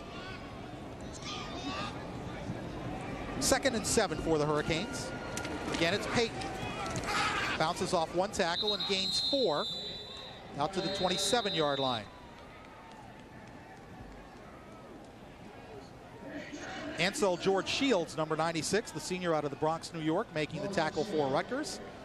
And it'll bring up a 3rd and 3 for the Hurricanes. Well, it's good to see the Hurricanes come out and have a performance like this. 55 points offensively. Defense has been dominant throughout the game, but hopefully no injuries to come out of this football game. You know, Syracuse not having one of their best seasons. That's the Hurricanes' next opponent here at the Orange Bowl, but they need to go into that game healthy. They cannot. This is a Miami team that cannot take anything for granted. They have to come out and perform at a high level, and they have to have a complete game to win football games. On 3rd and 3 from the Hurricane 27. Pitch to Peyton. Peyton battling and has the first down out to the Rutgers, the 32-yard line. 33 of Miami make it. Jabari Moore, number 5, making the tackle. You hear a lot of starters' names still in there for Rutgers. They just don't have anybody to put in there. They only brought 58 players on the trip. There's nobody else, but great individual effort this time by number 34, Jared Payton on the outside, fighting off blocks by Tony, or the tackle by Tony Berry, number 2 at first. Number 5 finally gets him Jabari Moore, the linebacker, but watch, he shakes off the initial tackle right there, the arm tackle, then spins around one other tackle, and finally number 5, Moore, the linebacker, brings him down, but not until he gets a Hurricane first down. On first down, Krazik completes a Mercer. Mercer upended by Crenshaw as he reaches the 37-yard line, a gain of 4, and Troy Prasek's first NCAA completion. Gets that one under his belt. Prazik, you said he had a good fall scrimmage coming in here and doesn't expect to get a lot of playing time this season, but did a nice job on that particular play. And both quarterbacks, you know, you talk about Ken Dorsey coming in without any experience. I thought he ran the offense, even though it was against a team that gives up a lot of yardage and a lot of points. You have to praise his performance today. 2nd and 6. Prazik lost the football, and Rutgers has it. Fumble recovered by Wayne Hampton, number 56. Prazik was going back for the handoff, but he forgot one thing. I got nothing to give you. It's like going to the house on Christmas without a present. He turned around, take a look. He's going to go back and say, wait a minute, I think I need the ball. He turns back around, and he was a little bit too late. That time, Rutgers jumping on the football. But that's kind of funny, Frank. He turned around and said, I left the football, but I'm going to go back anyway. Maybe everyone will fall for it. 1st and 10 from the 35, and Mike Jones, number 12, the backup quarterback, now in the game for Rutgers. Jones with the gill off to Sinclair, 32. He picks up almost 8. James Lewis on the tackle, number 23 for Miami. Mike Jones, the junior out of Richmond, Virginia, 6'4", 225. He took over from the injured Mike McMahon, but then lost his job to Chad Schwenk 3 games ago. Well, you know, right now that defensive team that's on the sidelines is pulling for the guys in green jerseys right now. They want to still have this shutout when the clock strikes 0. Stanton in motion, give to Sinclair. Sinclair gets about 2, close to a first down. Matt Walters making the tackle. Might be about a half a yard shy of the first. Clock moving with 5:07 left to go here in the 4th quarter. And Miami leading Rutgers 55-0. Look at Kevin Sinclair, 5'8", 205-pound sophomore from Ocean City, New Jersey. That'll be 3rd and 1 for Rutgers. Just shy of the Hurricane 25. Stanton and Sinclair, the running backs behind Mike Jones. Fake to Sinclair. Jones down the middle of the field and overthrows Sinclair at the goal line. Make it Aaron Martin, number 82, the intended receiver. Yeah, nice effort by number 82, Aaron Martin, down the field. You mentioned Mike Jones just overthrowing his receiver, Aaron Martin, 6'4", 195-pound freshman. Reloads and looks down the middle of the field. Nice touch pass over Jeff Popovich, but a good move initially off the line of scrimmage, getting away from Nick Ward, and then he just sprints down the middle of the football field, waiting for the football, but just can't come up with it. So Rutgers will go for it on 4th and a half a yard. And Mike Jones will spend a timeout. Well, an impressive performance today all around by Miami, John. Certainly they needed it after the loss at Virginia Tech last week, and with Syracuse coming in next week, Syracuse and Temple will finish out the schedule for the Hurricanes. And Miami aiming for an 8-4 record, and A lot of fans are disappointed in that, but when you looked at it before the season, with the schedule Miami was playing, you certainly had to feel that there was every chance that they could have 4 losses when things were said and done. I think the one disappointing thing was you look back, and that game at East Carolina kind of made all the difference in the perception of this season. If you wind up right now, if they had won that game, and you're looking at losses to Virginia Tech, to Penn State, and to Florida State, you say, well, that's pretty good. Yeah, you can walk away saying, well, you know what, we played well in those games, but we just didn't have enough ammunition to finish out the deal. But you know what, Butch Davis, when you look back at that game they had handily in their favor. They go into halftime, they're totally dominating the football game, and then they come out and do not do anything offensively in the second half, and defensively really could not stop the different formations that East Carolina was coming up with. So that's really the bugaboo game, the frustrating game that culminates the whole season for them. No question about that. Well, it's 4th and a half a yard for Rutgers. Jones, the quarterback, gives it to Stanton, his big fullback. He's piled up, and he might not have it. James Sutton, Ken Dangerfield, number 43 and number 47, there to meet him. Where that linesman's marking the football, it's not across the 30-yard line, and the Miami defense walking off the football field. That's a turnover on downs, a great defensive stand there by Miami, and the guys on the sidelines, the first-string defense is high-fiving on the sidelines because they wanted to keep that 0 up on the scoreboard. Miami will take over 1st and 10. One more look at the 4th and short. Well, Rutgers really not moving anybody off the line of scrimmage. You see James Sutton, number 43, in there, number 99 also in on the play. Clint Hurt doing a good job winning the line of scrimmage battles. The Canes have done it all afternoon. Yeah, it looked like Clint Hurt was the guy who got the initial penetration and really caused the play to stack up. Here's James Scott, the number 3 tailback for the Hurricanes, taking a pitch out and picking up 3 yards as we wind down to the 4:15 mark here in the 4th quarter.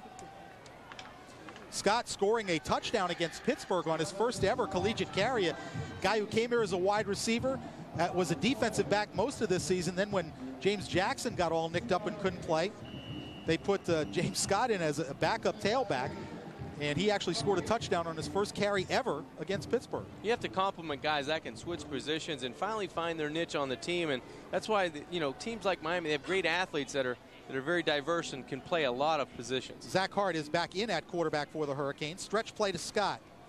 Scott trying to get outside, gets up close to the 30-yard line where he's covered up by Jabari Miller. Picked up 2. It'll be 3rd and a long 5 for the Hurricanes with 3:30 left to go here in the 4th quarter. Miami just playing out the clock right now. They're down to their 3rd unit guys in a lot of positions here. Yeah, there's a lot of guys on the football field right now we haven't mentioned throughout the course of the season so far for the Canes, especially offensively. A lot of guys getting their initial playing time of the season. Jared Payton back in and Scott out at the tailback spot.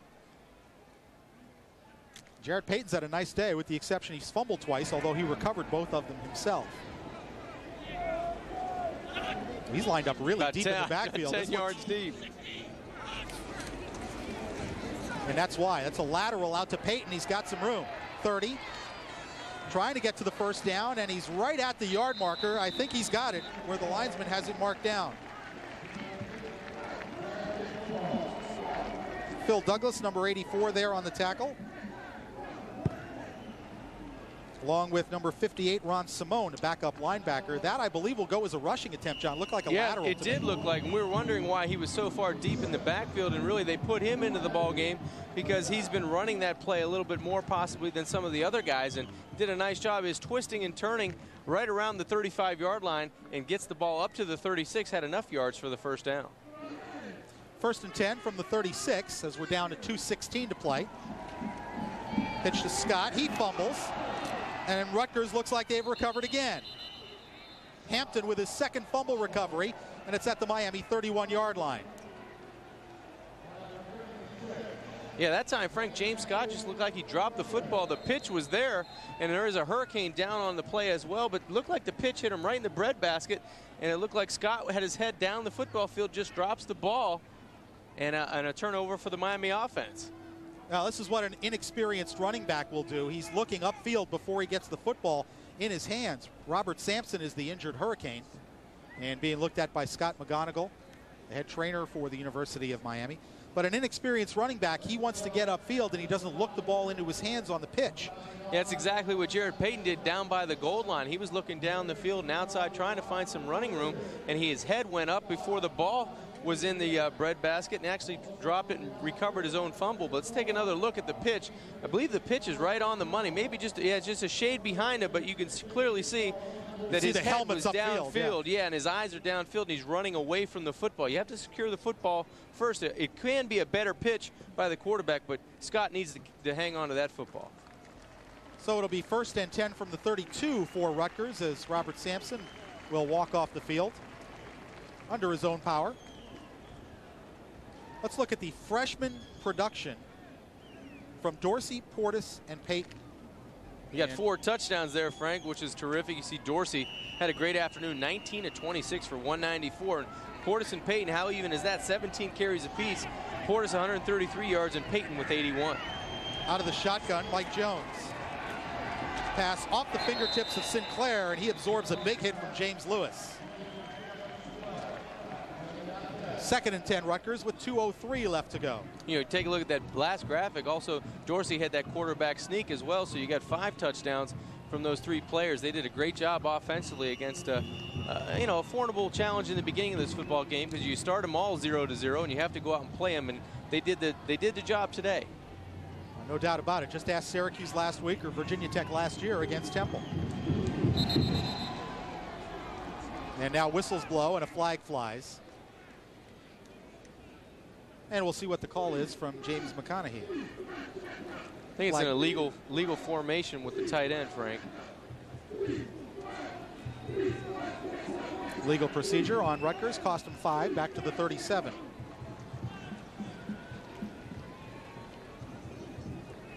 And it'll make it 2nd and 15. Butch Davis with his defensive line coach to his left, the right side of your screen, Greg Mark, former great Hurricane defensive lineman. And Terry Shea on the verge of a 1-10 season. Although he has gotten a vote of confidence from the athletic director. Jones with a pitch out to O'Henny. O'Henny getting back the penalty yardage and about 5 more. Jeff Popovich and Philip Buchanan combined on the tackle. Gain was 10. It'll bring up 3rd and 5. Yeah, kind of a different looking play. They fake the dive up the middle and pitch it outside to O'Henny.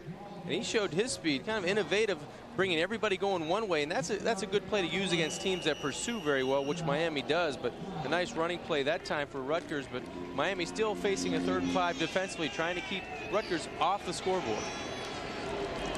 1:26 left to go and the clock moving.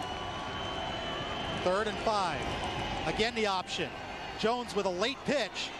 Sinclair run down from behind by Ken Dangerfield, about 1.5 yards shy of a 1st down.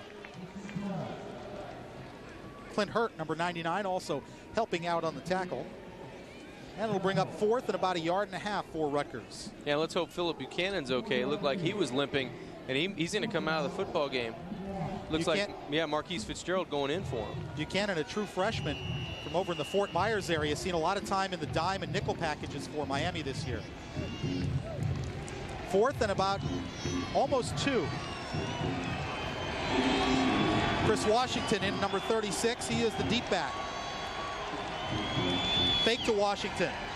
Jones, pass too low, incomplete. Intended for Dennis Thomas, and again Miami will take over. And that should do it, Frank. Miami should come in, kneel on the football, and that should be the ball game. Yeah, only 33 seconds left to go. Zach Hart will come in, take 1 snap, and Miami will come out of here with a 55-0 victory. Maybe it'll be Prasek. It is Prasek. He'll do the honors.